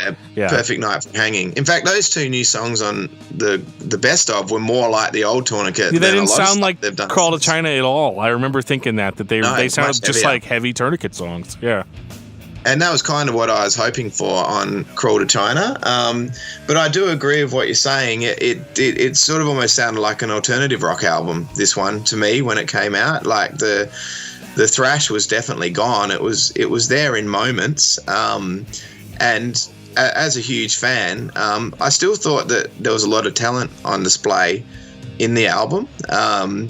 But it definitely didn't have the same impact on me as the earlier stuff. I gave it every chance, and I listened to it a lot over that time. But no, I agree with what you're saying. It didn't quite have the same vibe, but I think it does suffer the loss of Gary. There's no question, because absolutely. I can remember when this came out. We're sort of in the relatively early days of the internet being all sort of like a proto version of what the internet is now, and Tourniquet had a website that I'd go to most days, and I can still remember like the update that Gary and Victor had left, and that, you know, next album, don't worry, like you know, we'll still do a great album. And I mean, I don't know who was writing the updates on their website, but probably Ted. I'd always assumed it was Ted, and maybe he specifically said it. I just don't want to quote him as being the one who said it. But I do remember the tone on the website was like, yeah, Gary and Victor have left. Thanks for their help. There's no big deal that they're gone. And I remember thinking as a fan, it kind of is a big deal that they're gone. Like, yeah, I'm kind of upset. Yeah.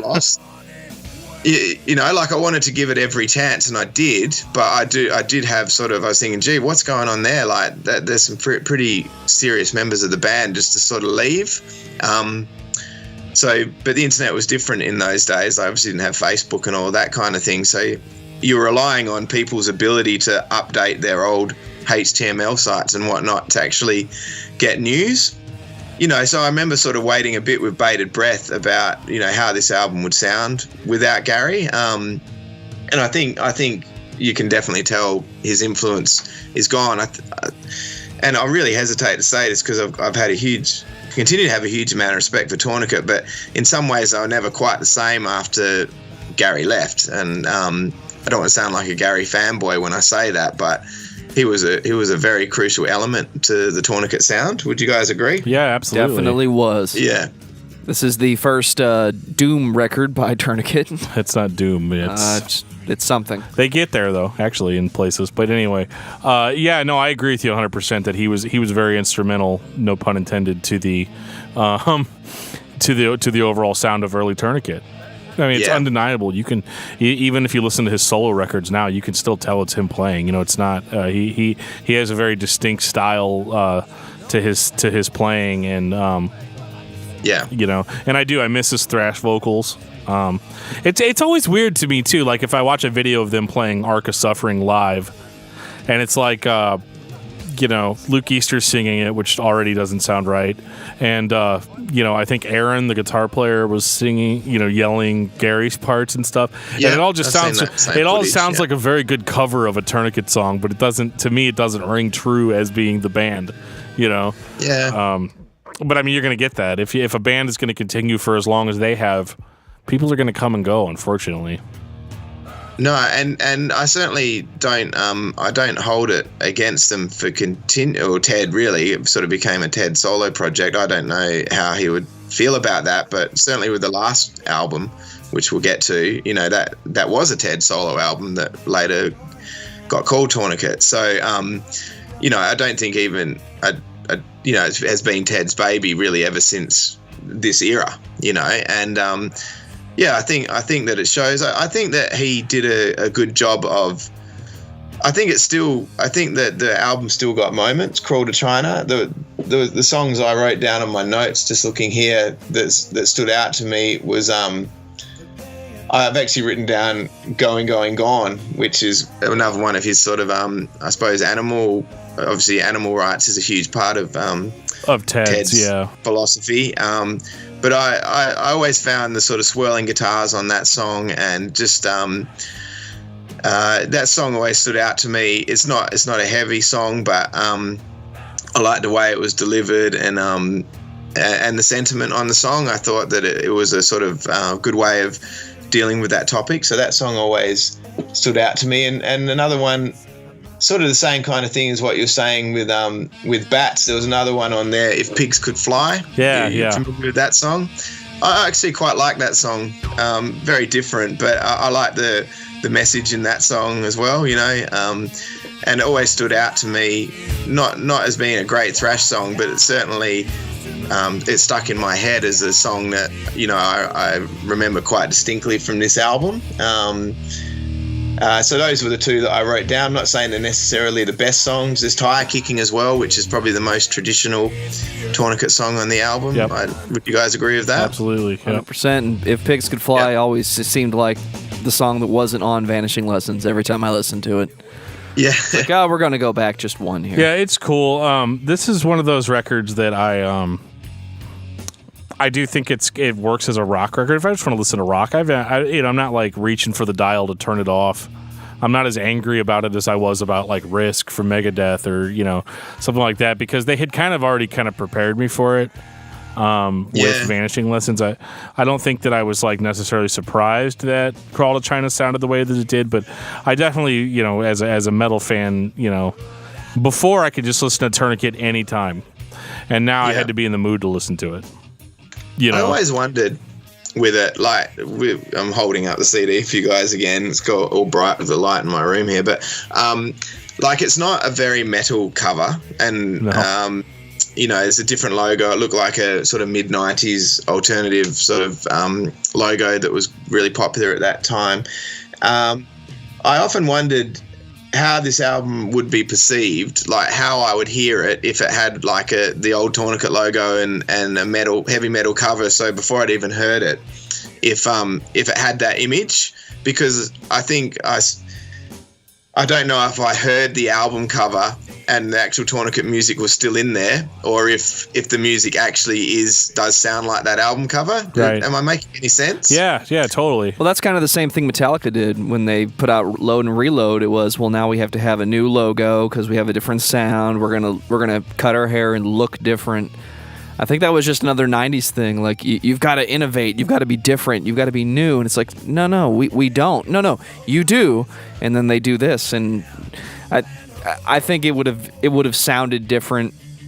It would have been probably another Risk situation if they had the same logo and the same look of the cover, because it doesn't seem like the same band. It seems like one of those, we're just going to do something different because, well, it's not us.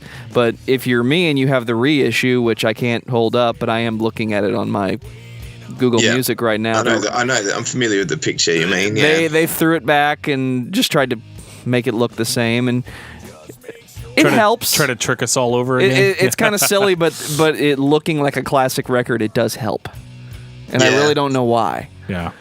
It's funny, like, you know, we talk about the 90s, but I was just looking, that was a 97 album, and you mentioned Reload, that was 97, and Megadeth were doing Cryptic Writings in 97, and Maiden were in between X Factor and Virtual 11. All those bands were, you know, Kiss obviously had done the reunion by then, but they put out Carnival of Souls. I don't know how much of a Kiss fans you guys are, but just about every band I loved at the time was doing very different stuff. Like that was right when Tim the Ripper Owens was in Judas Priest. It was right around 97, wasn't it? Yeah, they're another one. Jugulator came out. Look, there's metalheads listening to this, so I don't want to misrepresent, but I'm pretty sure Jugulator came out in 97. Just off the top of my head. Yeah. So in 1997, there was a lot of classic bands putting out material that didn't really resemble their classic material. So I kind of felt a little bit left behind by it all, and I felt like I needed to adapt or die a little bit because no one was doing the stuff I remember anymore. I can distinctly remember that time period. Like, it felt like the old was gone. It really did. Yeah, because, I mean, now you're like, oh, this band changed. I'm going to go listen to another band that sounds just like it. You didn't have that, you know, back in the 90s, you couldn't just download an MP3 file. I remember the big thing was clips for a while. Whenever I first started getting on the internet, you could listen to a 10-second clip, and it would still take you 10 minutes to download that clip, you know? Yeah, like 30 seconds. Yeah. Well, around this time, no, it was a couple of years later, but I think it was a show from around this time, from Flevo. You could get a download of a Tourniquet show. And yeah, I remember downloading that, and it took me like 2 days to download like a 40-minute audio of one of their shows. I can't even remember what the site was. It wasn't an official thing. People who were into Tourniquet at the time will remember it. It was like Live at Flevo. It was around year 2000 or something. You can pull the video up, I think, on YouTube now. You can see the audio and video. Yeah, I'm sure it's out there, but I do remember downloading this WAV of it, and it must have been, you know, a couple of 100 megabytes when, it just took me so long to download. I remember that. And it was like, it was like in the absence of a live album, it was like, this is actually like Tourniquet Live. You know, I remember being really excited about being able to hear it. Whereas now, obviously, with YouTube, that sort of thing's commonplace. Right. Well, that's part of the reason why people don't go see their favorite bands live as much either. Because you can get that experience without having to leave the house. Yeah, definitely. You know, it's we take a lot of that stuff for granted, but man, music industry has really changed very rapidly in the last 10 years. I mean, it's unreal. Well, I remember, don't crucify me for this because, we're a metal show, but I remember I had this mate who was the biggest Nirvana fan, and we would go into... this guy. Yeah, I like Nirvana. Yeah. And back in the mid-90s, like when bootleg CDs were really expensive, we would, and pre-internet, I remember he would go in and we got a copy of what became the MTV Unplugged Nirvana album, but before it had been released as official album, there was like a bootleg CD of it. And he paid way over for it. He paid like $70 or something Australian for a CD copy, like a bootleg copy of this on CD. And for a few months at school, he was the king. Because he had this like Nirvana MTV Unplugged show before anybody had it. And I'm just thinking of the concept now of paying $70 for a CDR. Right. Who would do that? But he did. Yeah. When we went to Nashville for the Rock and Pod Expo, they had all the vendors. And there were a couple of them that had the bootlegs that were either live recordings or studio things that they still, it was $25, $30 for a copy. $30, yeah. And I remember thinking, how much did it cost you? And how much are you charging the next guy? Or is this one of those legit bootlegs where this is recorded straight from the board and you're selling it to me and I'm the only guy that has it? Because I'm kind of that mindset now where everything's digital, and if you can distribute it, don't overcharge. I guess is kind of the way I look at it now. It's unfortunately it started with I think it was Radiohead who put the first digital record out and said, "Pay what you want for it. Pay what you want." Yeah. And as soon as they did that, I said, "Okay, this is where the $20, $30, $40, $50 bootleg no longer matters." You'll notice they haven't done that again though. Well, you only have to do it once. Well, yeah, but I thought that was interesting because how many people just paid a cent? Yeah, that's right. And with them being a massively popular band, maybe that still was enough, but it still is just crazy. But I was going to say, I asked them to pay me to download it, but they didn't accept it. They didn't accept the deal. Oh, bummer. Yeah, $5. I'll pay. Yeah. Yeah.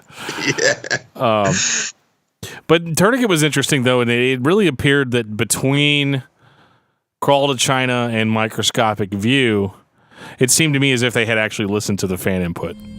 Oh, absolutely. From client, they're like, okay, we get it. We tried doing something different, so we went with Microscopic View of a Telescopic Realm. And, I mean, right off the bat, you're like, oh, wait a minute. Yeah. This sounds like old Tourniquet, like... it doesn't really, and I'll get into that later, but... This album, for me, was just the biggest return to form. It was such a pleasant surprise after Crawl to China, because I really thought that Crawl to China was where they were now. Right. At the time, it was a 3-year gap, and there was nothing. There was the one song on the Acoustic Archives, which was quite heavy, and that gave me some sort of thought. I still would have supported Tourniquet if they had made Crawl to China Part 2. Don't get me wrong. I would have bought it. I would have listened to it. I would have respected it.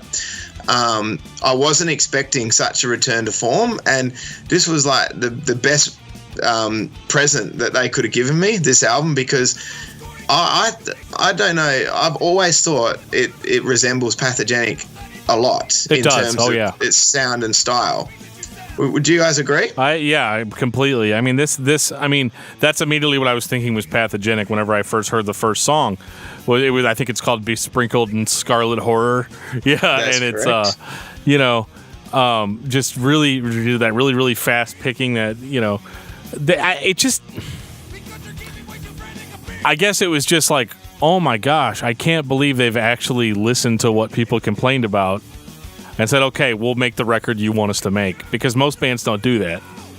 And I have respect for both sides of the issue. I have respect for the band to say, well, no, we're a band and we write the music that we write. You take it or leave it.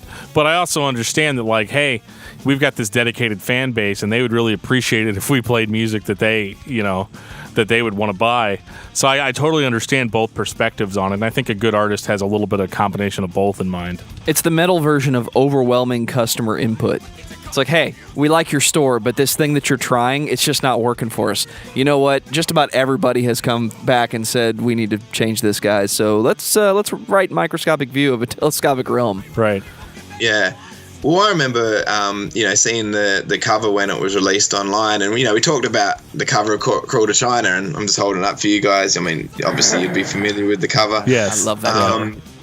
But I mean that is a thrash metal cover. That is a Tourniquet album cover. So even when you saw that online and you had the first song come off, and I think it might have been. I have a feeling the Tomb of Gilgamesh might have been the song that. Somebody will probably correct me on that, but I have a feeling they might have put Tomb of Gilgamesh out first. I'm actually not going to stand by that because it was a long time ago now. It was such a big song, I think they cut it in half. Yeah, but whatever they put online, it was like such a return to the sound, and it's caused me to reconsider a comment I made earlier about Vanishing Lessons being the sound going forward. They definitely, after Crawl to China, like in the year 2000, they definitely got heavier again. You still got the Luke Easter sort of impassioned vocal performance, and I think that this album and the next one are probably like Luke's finest hour in terms of his vocal delivery. I thought that this sort of era of the band was really good, and after I wouldn't say for me that Crawl to China was a disappointment, but it was definitely a sidestep. I was just so relieved and happy with this album, and I didn't stop playing it for a very long time because it was like my Tourniquet was back. Even the song titles were back. Erratic Palpitations of the Human Spirit, right? And Besprinkled in Scarlet Horror, which we've mentioned, Immunity, Vector. They even did a Skeezix Dilemma Part 2. Yeah, exactly. The Skeezix Dilemma Part 2. I mean, it was kind of... there is a bit of fan service going on there, isn't there? I'd never really thought about it that way too much, but it's kind of like their Force Awakens in a way, isn't it? Absolutely. Well, they tried really hard, I think, to emulate the old sound. I mean, even in Besprinkled and Scarlet Horror, that's not Luke Easter singing or screaming at the beginning. That's their guitar player, Aaron. Yeah, true. You know what I mean? And so it's one of those, like, they're really, really trying to return to that original sound. I mean, obviously Luke Easter is unmistakable, so he's never going to sound like Gary, or I'm sorry, he's not going to sound like Guy. But, you know, it really, I mean, if you wanted to hear what it sounded, if you wanted to hear what Pathogenic would have sounded like with Luke Easter, well, this is it. Yeah, I agree. And the other thing that's brilliant about this album is it is similar to Pathogenic. The twists and turns in the albums, like in the songs, the way, you know, you'll be going through a section of a song and then it will come into a completely new section and it will be like a more intense vocal delivery, or it will be really fast and it'll be very wordy. The bit that always stands out to me is in one of the songs where he comes in and he goes, "The time has come to speak of many things."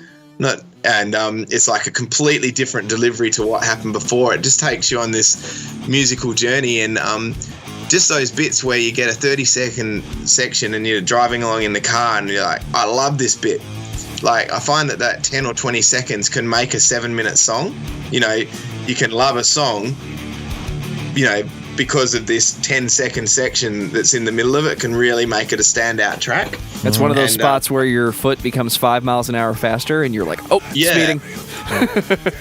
And I was just really I was just super impressed by this album when it came out, and it was an important album for me back in, it was 2000, wasn't it? Yeah, I'm just looking at it now. It was 2000, and it's one of those albums. We always talk about soundtracks of our life. I mean, I just think of that era of my life when this album comes out. That would have been the main thing I listened to that year, I'd be guessing. That and Brave New World by Iron Maiden. I'm a massive Iron Maiden fan as well. They're my favourite band. So you probably heard me mention them a few times. Yeah, absolutely. The songs that stood out for me on this, just when I wrote down my notes before, was Besprinkled in Scarlet Horror and Drinking from the Poisoned Well and Microscopic View of a Telescopic Realm, the title track. I think that they're all very, they have lots of different sections in them, lots of, they go through a real emotional journey, all of those songs, and they're just very good compositions. And I think the songwriting was a huge improvement on this album. Yeah, it was. And this is where I kind of like that, and a lot of what I said earlier was very much my initial impression. And upon listening to this several times before, and I'm not saying this like it's a bad thing, it's very much like the old Tourniquet. It is meant to sound like the old Tourniquet. Yeah. But the more you listen to it, the more you start realizing that it really kind of has its own sound. Yeah. The production and atmosphere that was present on Pathogenic is not here. This record sounds really clean.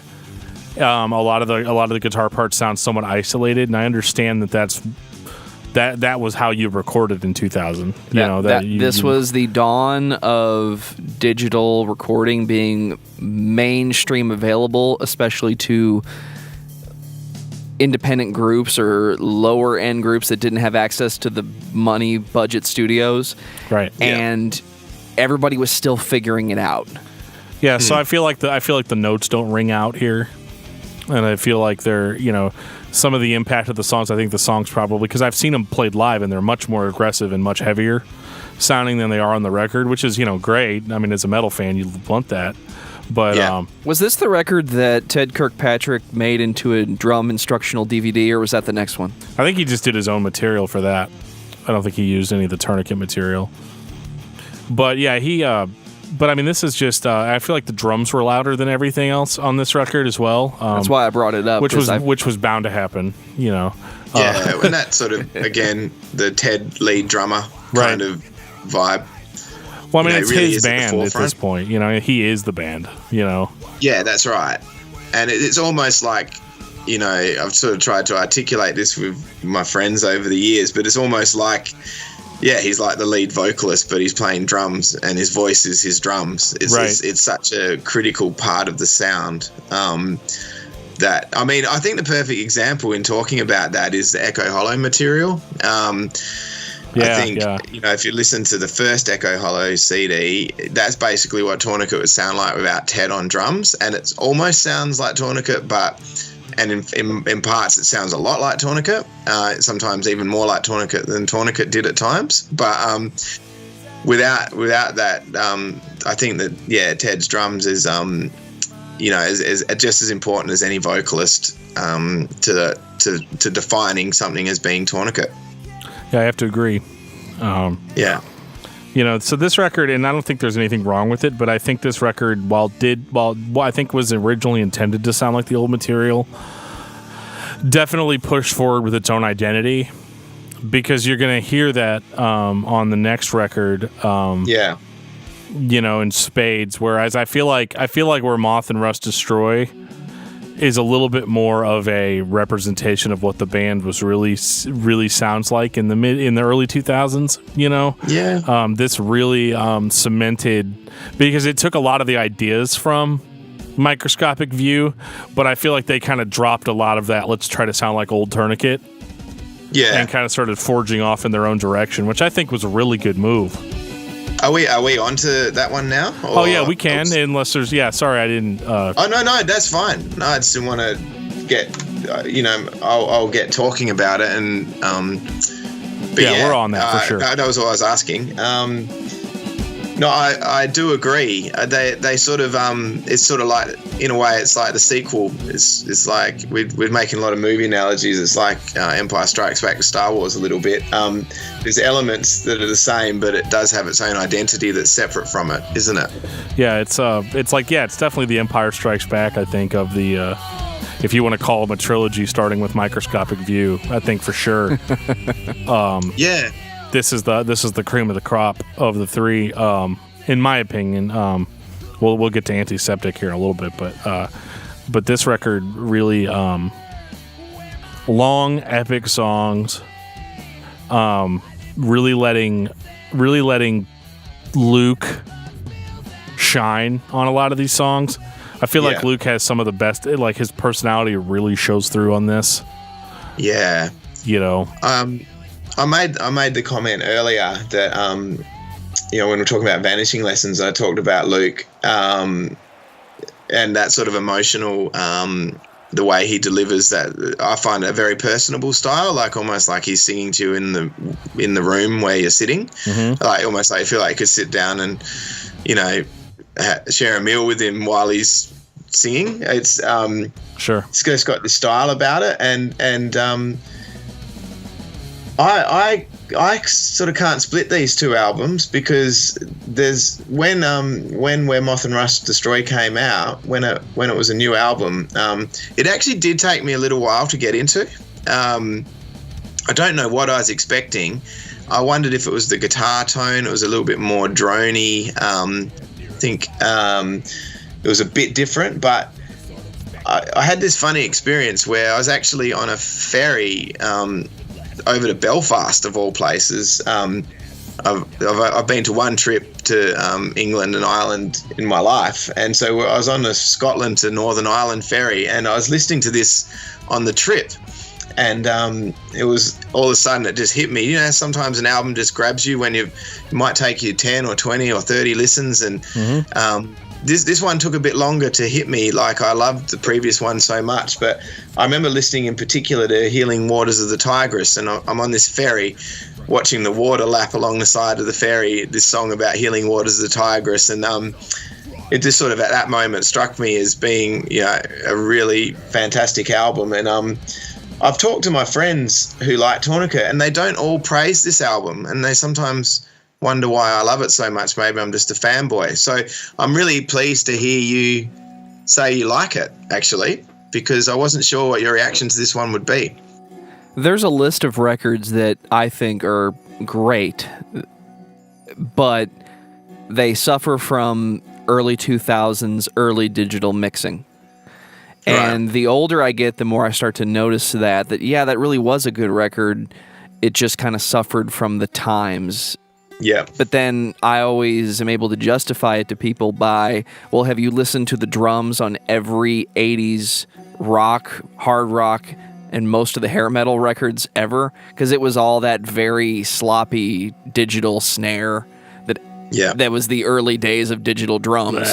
Yeah. And it'll never go away. It's always going to be there. Best example is everything by Def Leppard in the 80s. It's funny because why did the word hysteria pop in my head when you started talking about that? Vaughn, I think we have some connection here that we're going to have to explore at a later date. Guitar players, man. What can I say? Yeah. But when I listen to it, my first thought is, oh, the guitar sounds horrible. Yeah. What year was this done? Oh, that's right, 2003? Yeah, that's about the right time where all the guitars sounded like crap. Yeah. Well, I agree. It's not punchy. Like, it's supposed to be really heavy. Like, it's written heavy. It's played heavy. Yeah. It just doesn't sound heavy on the recording.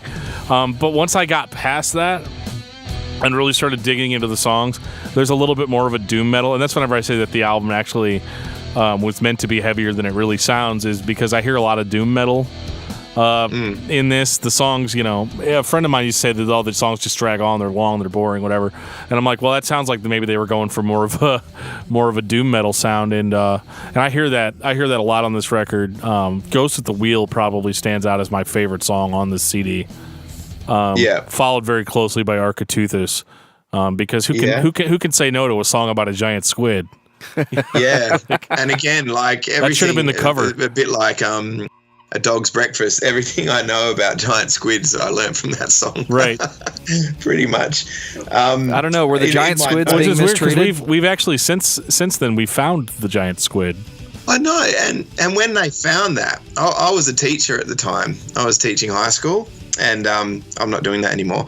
But at the time of that, I was like, these guys, this band that I love, they talked about it before it was actually found. So I knew about this before. Then now they found it. It's incredible. And I remember sharing that with the kids. They all thought it was a bit crazy. But it's like that whole thing where heavy metal is my textbook as well as, my favorite style of music. So when can we expect Grey Forsaken to put out the Loch Ness Monster? Right. You're going to be ahead of Judas Priest did a song on Loch Ness, and this is how much of a crazy fanboy I am. That same trip, actually, when I was listening to this album on the ferry from Scotland, we visited Loch Ness a couple of days before that. And I stood on the edge of Loch Ness, listening to the Judas Priest song Loch Ness. So that was an evocative moment, actually. Yeah. That was a good moment, and that's cool. I'm glad I did that because that was pretty cool. No, we haven't done anything like that. I don't think, where we've sort of gone the full scientific. Maybe that's food for thought. I'll keep that in mind. Yeah. Oh crap! What have I done? And I know this has nothing to do with music, but I just have to stop for a second and say, so much stuff in human history, like that was based in folklore, turned out to not be true. So how cool was it that the giant squid was a real thing? Like, I mean, that's what just blew my mind, and because it doesn't necessarily sound like something impossible. You have enough water. They always say fish accommodate, or sea life accommodates to the size that it's given, and. But it's so crazy because you're just expecting it to be disproven, and they couldn't find concrete evidence for years, and now we have it on video. Like the giant squid is real, like that.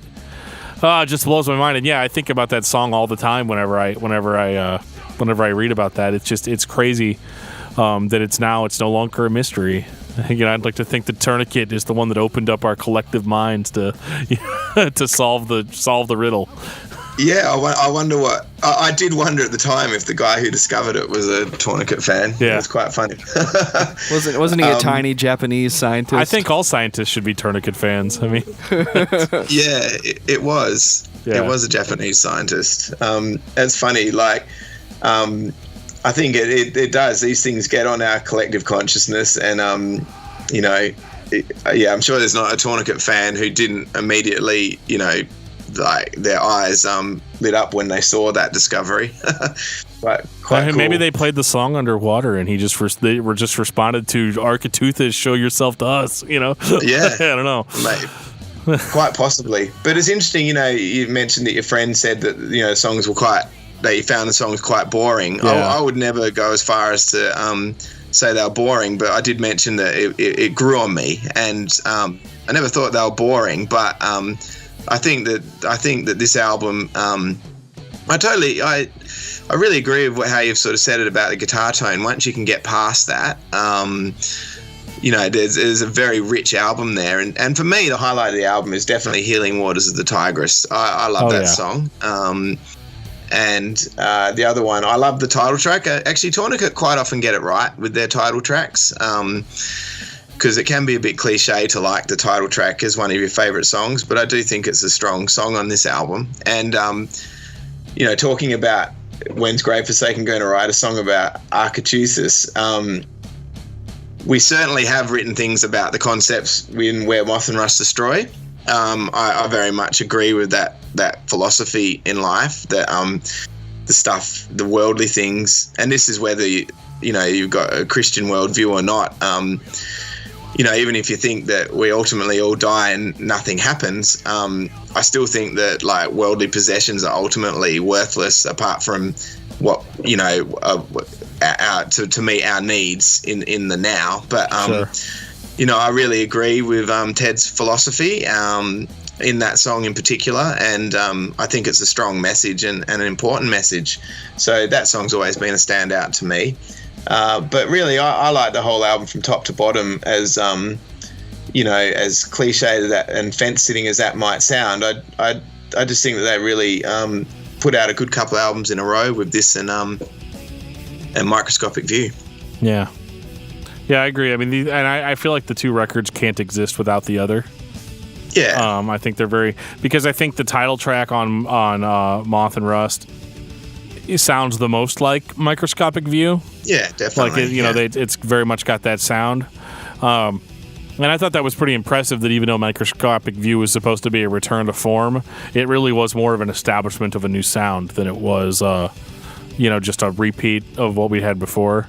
Calling it like The Force Awakens is kind of right on. Like it's trying to establish its own new identity while still retaining what people enjoyed about it from the past. So that moves us on into Antiseptic Bloodbath. Now, I remember this was a really big deal. Yep, when it came out. See, I never got the digital. I never got the physical copy of that. I bought the digital on iTunes, I think. Yeah, I'm still a CD guy, but that's just the 90s in me. I'm a vinyl guy, so it's... Yeah. I'm still all about CDs, especially with music. I mean, I drive around with my iPod fully loaded still because, I can. I love lossless audio, but now is the time to buy CDs, especially with lossless audio, because almost everything I want is like $7. Yeah. And it sounds better in that form than it will ever sound if I buy MP3s. Still doesn't feel as good as having a vinyl record. Nothing will ever feel as good as vinyl until we get the tape machine set up. No, I got it. No, actually, I now have a fully functioning cassette deck. No. I said the tape machine, the reel-to-reel. Oh, yeah, okay. We're working on that one. Fair enough. But no, I love vinyl as well. I'm just looking over at my. I don't have a huge record collection, but I do love to put on albums on vinyl when I can. I just find them a little bit prohibitively priced now that they've gotten popular again. God, it's like $30 for something, $30 US even, and that's insane for buying an album when you could buy the CD for $7. Yeah, and we get a lot of those US printed versions, and so they'll be $45 Australian by the time they get into the shops that sell them. So wow, not all the time, but they can be pricey. Even the Mortification reissue of Scrolls on vinyl was insane. Insanely priced. I didn't end up getting it. I wanted to get the Horde one. I wanted to get the Mortification one. And he even put that. They even put out where they put Overseer and Ancient Prophecy. Yeah, which I thought was really cool. Just I couldn't it cost the same amount for 2 songs that it would have costed for an entire album. Yeah, it certainly is pricey, the vinyl, and it's got a lot to do. I assume it costs a lot to press as well, and that's part of the whole pricing. But yeah, it's I do love it though. I definitely love sitting down and listening to a record. It's probably the ultimate listening experience. I think most people agree. Can't skip songs. It's still, and I'm gonna people will hate me for saying this, but I still find a CD still quite convenient. You know, I've got a CD player in virtually every room of the house, just various ones I've accumulated over the years. So I often just pop in a CD wherever I happen to be in the house, whatever I'm doing. So I still find that quite convenient. And I've also got like a Bluetooth speaker, so I'll often have a lot of stuff ripped onto my iPhone as well, and I do that a lot as well, just play through the UE Boom speaker off my iPhone. But yeah, I suppose music's like that now. There's lots of different ways you can listen to it, isn't there? Yep. I mean, I can listen to whatever I want pretty much any time. I mean, unless it's like so underground that it's not on a streaming service. Yeah. Which is what I used to really be into, man. Underground Christian death metal. That was my thing for a long time. Yeah. And it's interesting. It's interesting now to hear that a lot of that stuff, a lot of those bands ended up, getting better, and the ones that weren't so good, thankfully, disappeared. And but I just found it really interesting that Tourniquet, throughout all of this whole period, because I think I was probably the most active in Christian metal between 2005 and 2008, or maybe even 2009 a little bit. And so Antiseptic Bloodbath by Tourniquet was one of the first, or one of the last Christian metal albums that I bought, still being fully immersed into that scene. And I was not disappointed at all.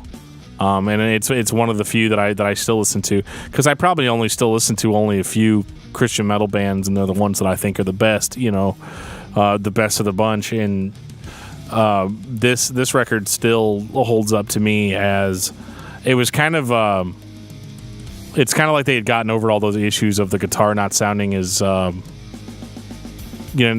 processed and things. I think on this record really the notes are loud, everything rings out, it's got its own atmosphere to it.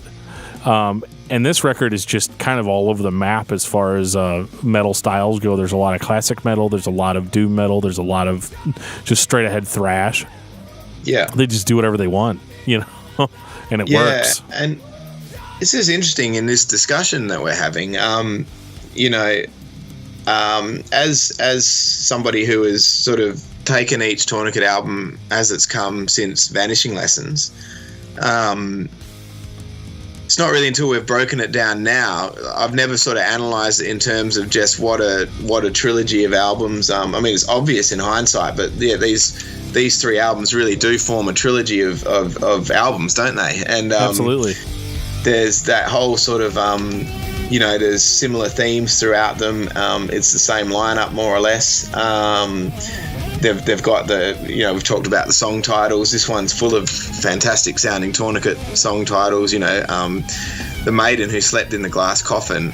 This is such a Tourniquet sounding song. Yeah. Like, they're really good at naming their songs. I presume it's Ted who does it. He's really good at coming up with titles that sound like a Tourniquet song. He must sit there and write lists of them and say, yeah, that sounds like a Tourniquet song. Got that a whole sounds notebook like a probably, song. yeah. For the next 10 albums, he probably has a notebook, Yeah, that's right, where he handpicks titles. And I just want to touch on that song, The Maiden Who Slept in the Glass Coffin. To me, that song is Luke Easter's finest hour. I've said that a few times about Luke Easter, but I love his vocal delivery on that song. Do you guys have are you particularly familiar with that track? Yeah. That's one of my favorites, being that violin led, which at this point, if you look at the last two albums, pretty consistent with their sound. So I wasn't surprised by this at all. But man, this song I like because it really lets the music breathe.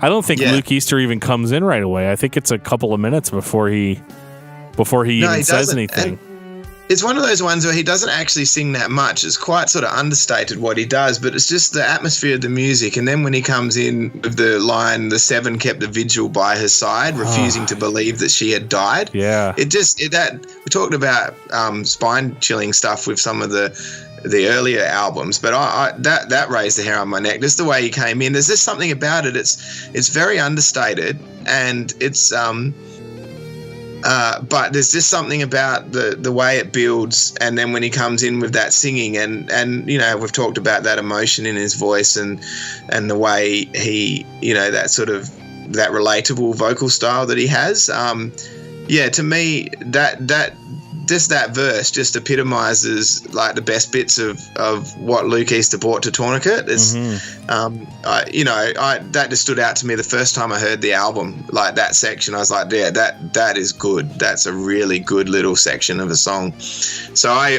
messaged him at the time saying, you know, fantastic delivery on that, and I don't know what he thought of that. He emailed me back and said thanks for that, but you know, I even felt compelled to tell him I was really impressed by it. Yeah, that's cool, though. I mean, even though I think a lot of the time musicians don't know what to say, you know. Yeah. When somebody just starts saying, oh, well, you did really good on this, because you don't want to be like, yeah, I know, I wrote it that way, because then you come off sounding like an ass, you know. But, but beyond that, it's like, you know, so you always end up with the thank you, but then you're like, well, the thank you maybe sounds a little impersonal, but, you know, I think it definitely boosts people up in a good way. And yeah, for sure. You know, I always try to give credit where credit's due, and with this band especially, I think to me this is the last great Tourniquet album. And depending on how you look at it, this is the last Tourniquet album. Technically it is. I mean, so far, you know. And it can't be understated that this was everything that they had accomplished on the first two records. Again, yeah, it being a trilogy, because you've got the original trilogy with Guy and Gary and Victor and all that stuff. Yeah. But then you now have this new trilogy where I feel like in a lot of ways they did kind of achieve what they had achieved before. Again. Yeah, I would agree with that, and it was definitely the whole thing was a return to form. Like the other one, you know, I feel a bit cheesy saying it because it's the opening track, but I do love Chart of the Elements. I think that has it's got all those Tourniquetisms in it. You know, they're sort of singing about a scientific topic. They're making an analogy with, you know, an analogy between God and a scientific concept, and you know, it sort of hits all those Tourniquet notes, if you know what I mean. Yep. And so that was a standout track to me on this album as well. And it just so happens that my background is I'm a chemist by trade, so I've sort of dealt with the periodic table a lot in my own sort of career, and I've spent some time as a chemistry teacher as well. So you know, that song had a good personal, you know, it appealed to me on a personal level, like both topically and as a piece of Tourniquet music as well. But sure. I think there's lots of great moments on this album. I think 86 Bullets is a great song. I think Chamunda's Temple Stampede is another great song. Flowering Cadaver is really good. Yep. You know, he does the whole like, you know, we haven't really touched too much on Ted's actual, you know, life philosophy. We've mentioned it a little bit, but as this album, then obviously the next one, you know, he really has moved quite strongly now into that, you know, sharing his philosophy on animal rights. You know, it's always been in Tourniquet, but it feels like it's front and center as much as the Christian message now on the last couple of releases. Would you guys agree? I would agree. I mean, the whole point of Antiseptic Bloodbath was the idea of, like, he feels like because we, and I could be wrong about this, but this was just my interpretation, was that he was saying with Antiseptic Bloodbath that, you know, people, that humanity is okay with violence and okay with horrible acts as long as it doesn't affect them personally. I guess that's where like the antiseptic part of it comes, and that actually the cruelty that we put on animals, you know, just to produce our food, you know, that he makes a comparison to Jesus, that we just shred up Jesus for our forgiveness and for our benefit and everything. And really interesting concept. I don't know if I'm 100% on board with it, but I remember it actually being controversial, and that's probably why they did as well as. And actually, that was part of the reason I think I was on. Let's see, is Firestream.net? Does that site still exist? I haven't been there in a long time. The Vault still is around, but the Vault's there. In terms of forums, I think Christian Metal Realm might be the main forum that's still. Someone will correct me. I think it's all through Facebook now. Like most of the discussion seems to happen through Facebook groups now. That makes more sense. But there was Firestream was definitely a hotbed of Tourniquet discussion, that's for sure. Well, to the point where Tourniquet actually, I think Ted had some kind of sway over that website, because if somebody started saying something that was really out of line, or was like revealing things that the band didn't want revealed yet, or something like, or basically just saying false things about the band, like stuff that wasn't true. I remember Ted was able to actually get in there and have all that shut down. Yeah. I've been I've never really understood the politics behind Tourniquet. They seem to have more, just in terms of what you're talking about, they do seem to generate a lot more controversy in comments and things like that, and they seem more inclined to comment the discussion around Tourniquet seems to get a lot more heated than it does around other bands for whatever reason. And it's got a lot to do with, I think a lot of people find Ted's views confronting because they might disagree with them. Right. My take on it has always been that I wholeheartedly respect, what Ted is saying, and that's his point of view, and I admire the passion and the sort of like he puts himself up for a lot of flack for what he says, and he cops a lot of flack for his views. So I sort of admire the way he sticks to his guns with those views. And in truth, like, I probably, if not for my love of Tourniquet the band, I would probably have zero awareness of any sorts of animal rights issues. So sure. If nothing else, he has been my conduit to that world, and it's given me what little understanding I do have of that issue. So I sort of applaud him for how he's put that before his own personal. Like, if he had just dropped the whole animal rights thing, he would have avoided a lot of criticism and debate. But I sort of admire the way that he stuck to his guns on it over time. People would disagree with me for saying that, but yeah, at least he's believes in something and is passionate about it. I think that's good on him. Yeah, and I don't think it's too bad here. I think this record still has all the components of a good Tourniquet record. The songs are amazing. They really are. They're complex. My favorite song on this one is "Fed by Ravens, Eaten by Vultures." Yeah, that song is pummeling. It's brutal. It's hopeful. It's everything you want out of a Tourniquet song. Even at the end, I think the most chilling moment is whenever when I think it's Ted that even says it. He's like, the members of Jeroboam's family died in the field or died in the city. Were eaten by doves. And it's so chilling just hearing his voice on there like that. And that song just ends in just brutality. It's as heavy as Tourniquet's been in years. Yeah, that song really just. It's probably my favorite song on the entire record, which is weird that it's the last song, but it just sums it all up, man. It's it's a great ending to a spectacular record, and I actually kind of like listening to this. If you use Spotify or any of those streaming services, there's a instrumental version of this record. Yeah, which is fun to listen to as well. There's an instrumental version. I never actually got the instrumental version. I think you could get it off their Bandcamp page, but probably yeah, I did notice that they had done that, and it sort of lends itself to that. I listened to that track not all that long ago at all, and I was I did notice just how epic it does end the album on. But yeah, they definitely they did some amazing things, and I certainly wasn't disappointed with this album one bit. Like, I'm a first day buyer with anything that Tourniquet does. Not that I can walk into a CD store in Perth and buy their album, but I'm a first day pre-order. Let's put it that way. I haven't seen one of those in years. I want that thing as soon as it's available. Whenever they've got something out. Sure. This album is unique to me because I have to consciously tell myself, you're listening to Tourniquet. It has its own atmosphere. It has its own. There's spots in here where, okay, yeah, I'm listening to Tourniquet, and then there's other spots where, what am I listening to again? And it's not a bad like I forgot who I'm listening to. It's good. It's a good evolution in their sound when you can still give somebody a good atmosphere that makes them forget that they're listening to a band that's been around for 20 years.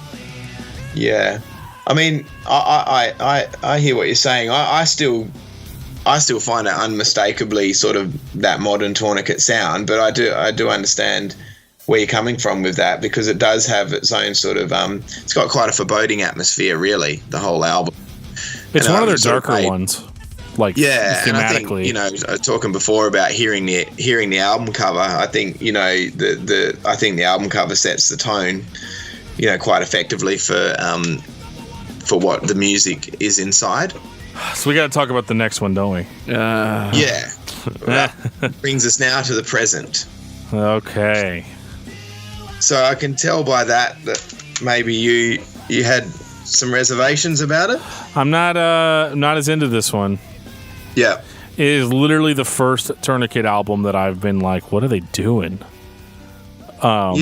Since Crawl to China, at least.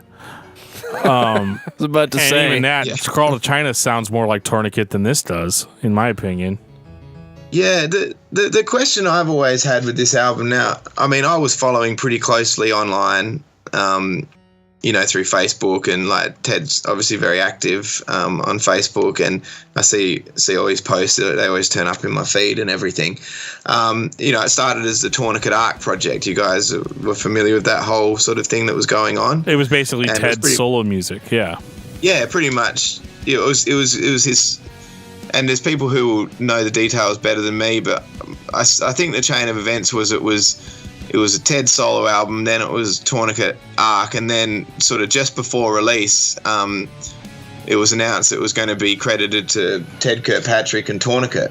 It actually says Tourniquet / Ted Kirkpatrick. So it's I can see where he's coming from, because I think musically, I think if Luke were to have sung the whole album from start to finish, I think it would sound like a Tourniquet album, because I think basically the music has a good chunk of the songs are heavy like Tourniquet songs, but then there's some more sort of rock orientated songs that maybe go back to something like My Promise or When the Love Is Right, or not that they sound like that, but If I Was There, that kind of more mellow vibe. You know what I mean? Sure. Yeah, so I get it. I could imagine that if there was one vocalist on it, it might sound like a more cohesive start to finish album. But I think, and this isn't just this album, I think any album that's got different vocalists on every song, I think a perfect example is the first Tony Iommi solo album. Are you guys familiar with that album? Yeah. Where for some reason they called it Black Sabbath because they had to. No, that was the second Tony Iommi album. Oh, okay. Yeah. So we're talking. Yeah, there was the first one which became the Seventh Star, but then there was his 2000 solo album, which had there was like, I think Dave Grohl sung a song. I hate doing this because people know more than me. Semo sang a song, Anselmo, Ozzy Osbourne sung one song on it, but I think for me, when you have an album with multiple vocalists, like per song, I can handle 2 or 3 vocalists from the band, kind of what Tourniquet did in the early days. But I think for me, that's the key factor that makes it lose its cohesiveness as an album. What do you guys think? Well, yeah, I mean, you've got Luke Easter on one song, and it's already a previously established Tourniquet song. Yeah. So it's one of, and I guess it's cool hearing him sing it, but and I remember being very relieved when I got to that song because it just sounded so familiar.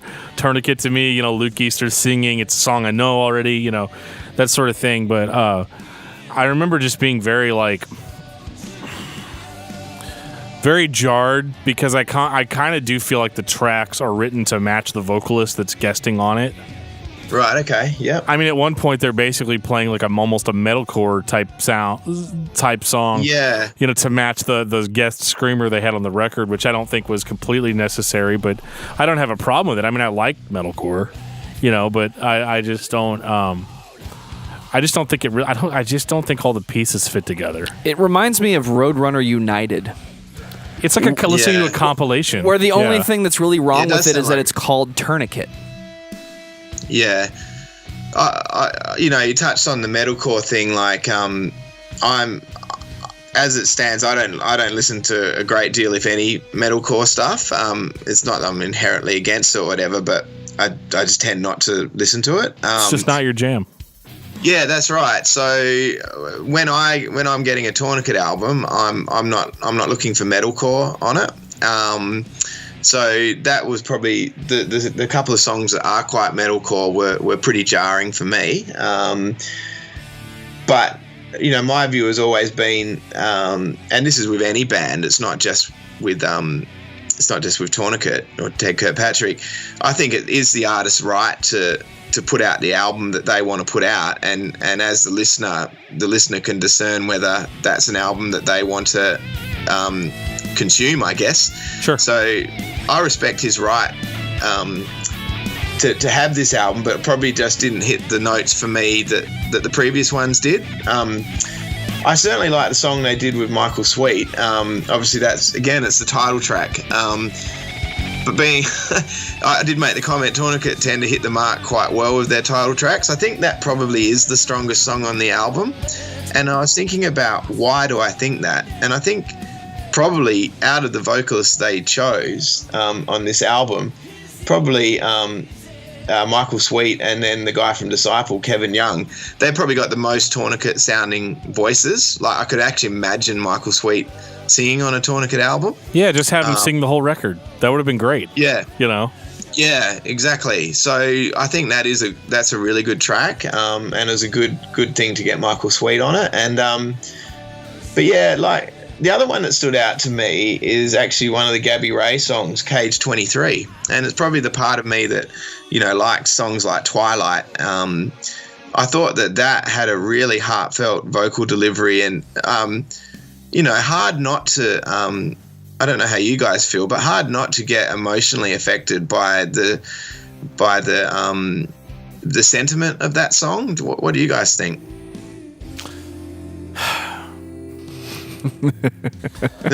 I hear him revving up back there. No, it's okay. I'm not gonna go off. But I just, for whatever reason, the message of this record as a whole, and I'm not trying to detract from that song in particular, but just. Like my wife is a vegetarian. She does not believe in the inhumane treatment of animals. Yeah, and I totally respect that, and I support her. So being a guy that's married to someone like that, even then I kind of felt like it was still very, like, I never felt like Tourniquet was ever trying to shove a message down my throat.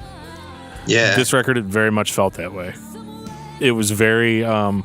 It's exactly the kind of thing that people don't like from Christian music, although it's weird because it's not necessarily the Christian message that's being shoved down your throat here.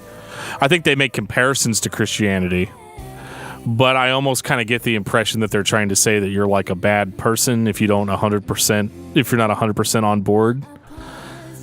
And it is so much more heavy-handed than it has ever been. Like, I mean, everybody thought Antiseptic was controversial, but this record was like 10 times that. Yeah. In the sense that it really brought home that message. And I respect that Ted has a platform to say what he wants to say. But it's one of those, like, do you really want to take the band name of Tourniquet and potentially, because I think people that were irritated by that, because I feel like at this point in their career, Tourniquet is really being supported by their diehard fans. I don't think that they're necessarily winning over new fans. I think a lot of bands like this, as great as they are and as technically solid as they are, I think at this point you're really being supported only by your diehard fans. So those are your people that are going to crowdfund your project. Those are people that are going to go to your shows and buy your shirts and stickers and things. But I don't think, you know, a kid off the street's necessarily going to be converted to a Tourniquet fan tomorrow. unless he just really likes thrash for some reason, you know. And so again, it sounds really mean, and that's not what I mean. But I feel like a lot of their diehard fans are more on the Christian conservative side of things. They definitely are, yes. So you start spouting off stuff like animal rights and veganism and too much, you're going to get a lot of backlash from that. And I think it's going to be very interesting if we get another Tourniquet record, what direction that's going to go in and how many people are going to still be on board after this. Yeah, I think this didn't surprise me because I was following, like I mentioned before, is on my Facebook and all that, and a lot of those sort of animal rights issues, like Ted talks about them very openly, even when he's not discussing Tourniquet. So right. To me, this sounded like the Ted that I saw on Facebook.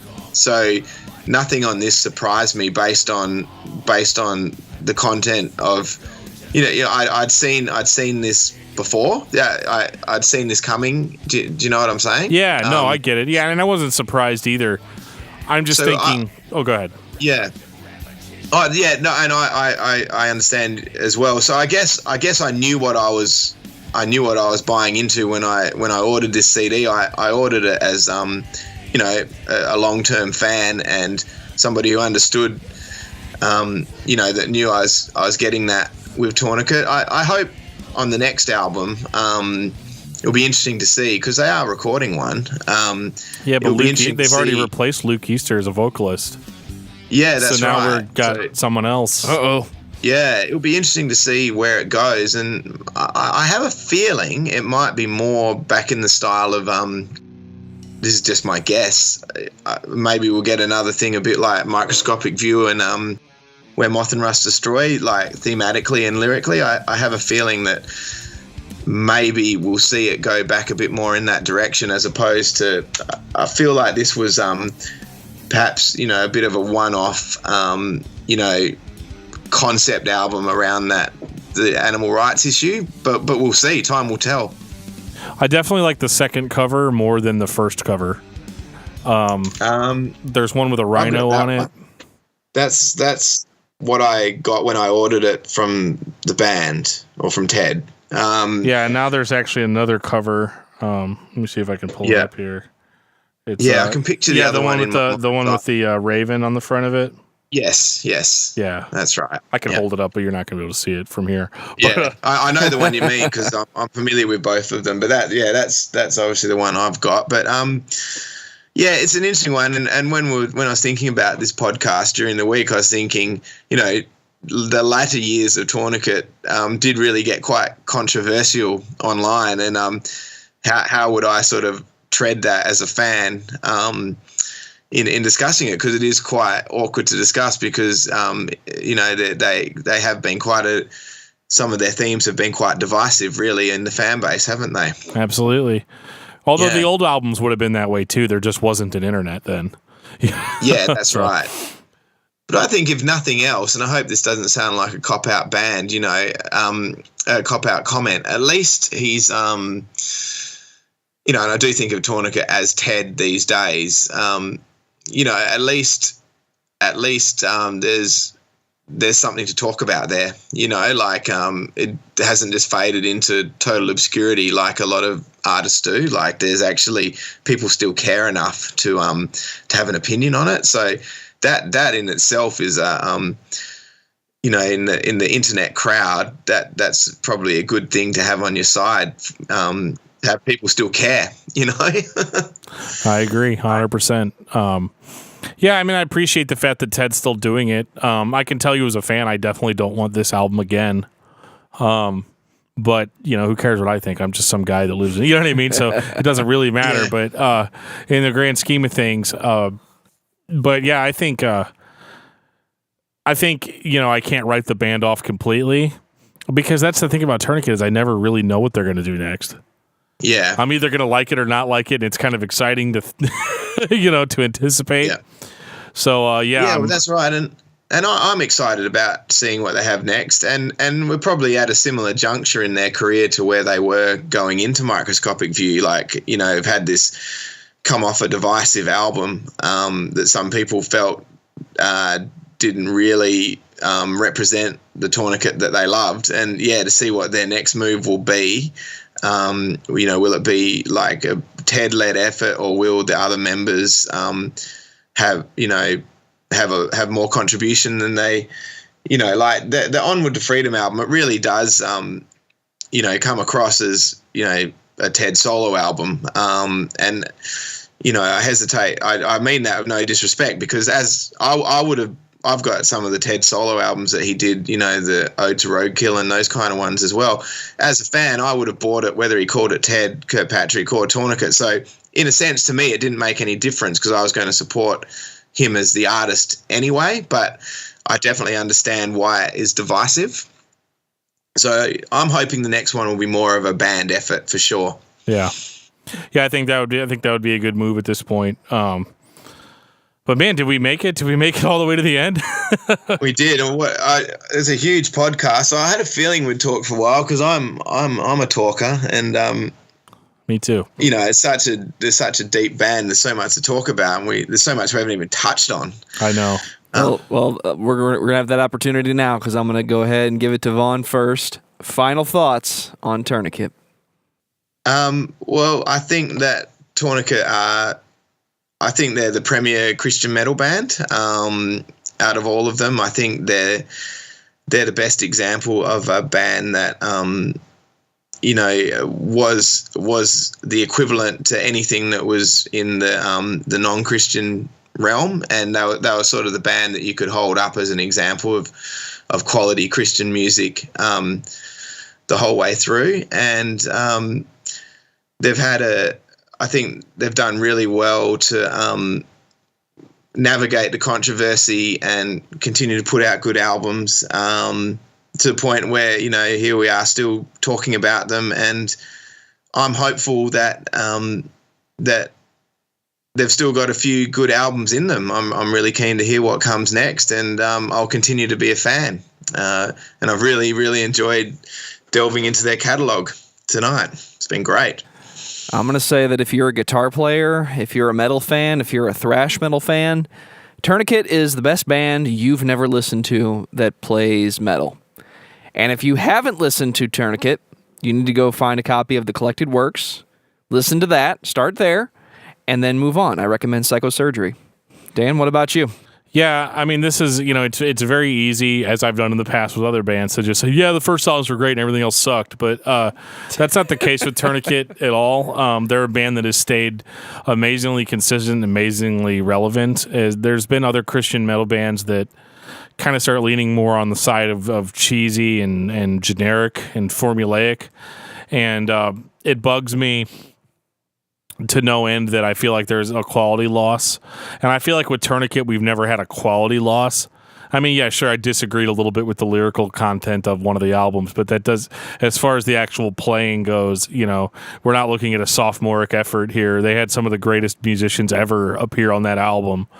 And I could see, you know, I could see where they were going, but I think really throughout their career, I think they've just had a really good, solid sound that has carried them, you know, that's carried them through. And in 2017, I mean, I'm still excited to hear what a new album's going to sound like. So I mean, that's paramount to what they've done as a band for me as a person.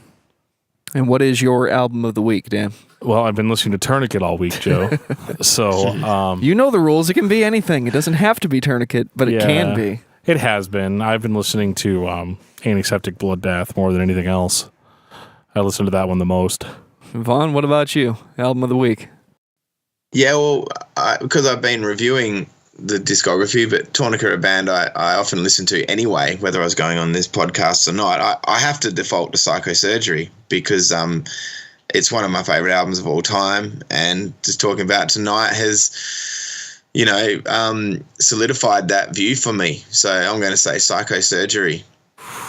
2 tourniquets. do I go with the flow or do I paddle upriver? I don't know, as long as you're not going to say something stupid like Godsmack or something. Godsmack is not stupid. We will discuss them at some point. I'm going to paddle just a little bit upriver and say Midnight by King Diamond, because that was kind of my take a break from Tourniquet for a split second while I'm working. Just listen to some King Diamond.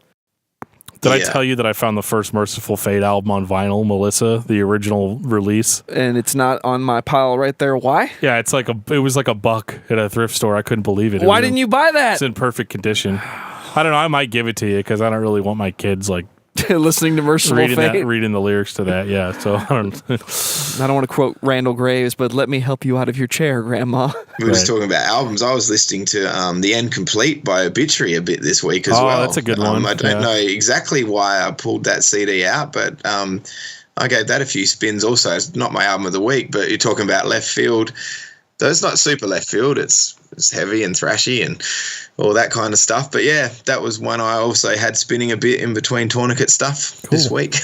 Very cool. Where can everybody find Grave Forsaken online? I know you've got the website, but I'm not sure about anywhere else. Yeah, well, obviously our website is just graveforsaken.com, and if you search Grave Forsaken in Facebook, I'm quite active on our website and on the Grave Forsaken Facebook. They're the best places to go. And at the moment, we're affiliated with Soundmass, so soundmass.com is where we sell most of our albums. I mean, you can get them off our website as well, but we like people to get them through Soundmass if they can. So yeah, our Facebook page, I think the best way to get it, I couldn't tell you the URL, but I think it's just search for Grave Forsaken and you'll find us in Facebook. Pretty much. And graveforsaken.com. I try to put something up there every day on one or both of those sites. So if you're interested in Grave Forsaken and want to read some of my ramblings, there tends to be new content all the time, and check it out. And on that note, this has been episode 33 of Discography Discussion. Thank you for listening. You can like us on Facebook and follow us on Twitter at discussmetal. Subscribe to our podcast everywhere you listen to podcasts, including Google Play, iTunes, and Stitcher. Visit discussmetal.com for all things discography discussion, and please send questions and comments to danandjoeshow@gmail.com. If you are not a patron, you can become one at patreon.com/discussmetal. We have some sweet perks. Big thank you to Vaughan Gregory from Grave Forsaken for talking Tourniquet with us, and that was a mouthful. We'll see you guys next week.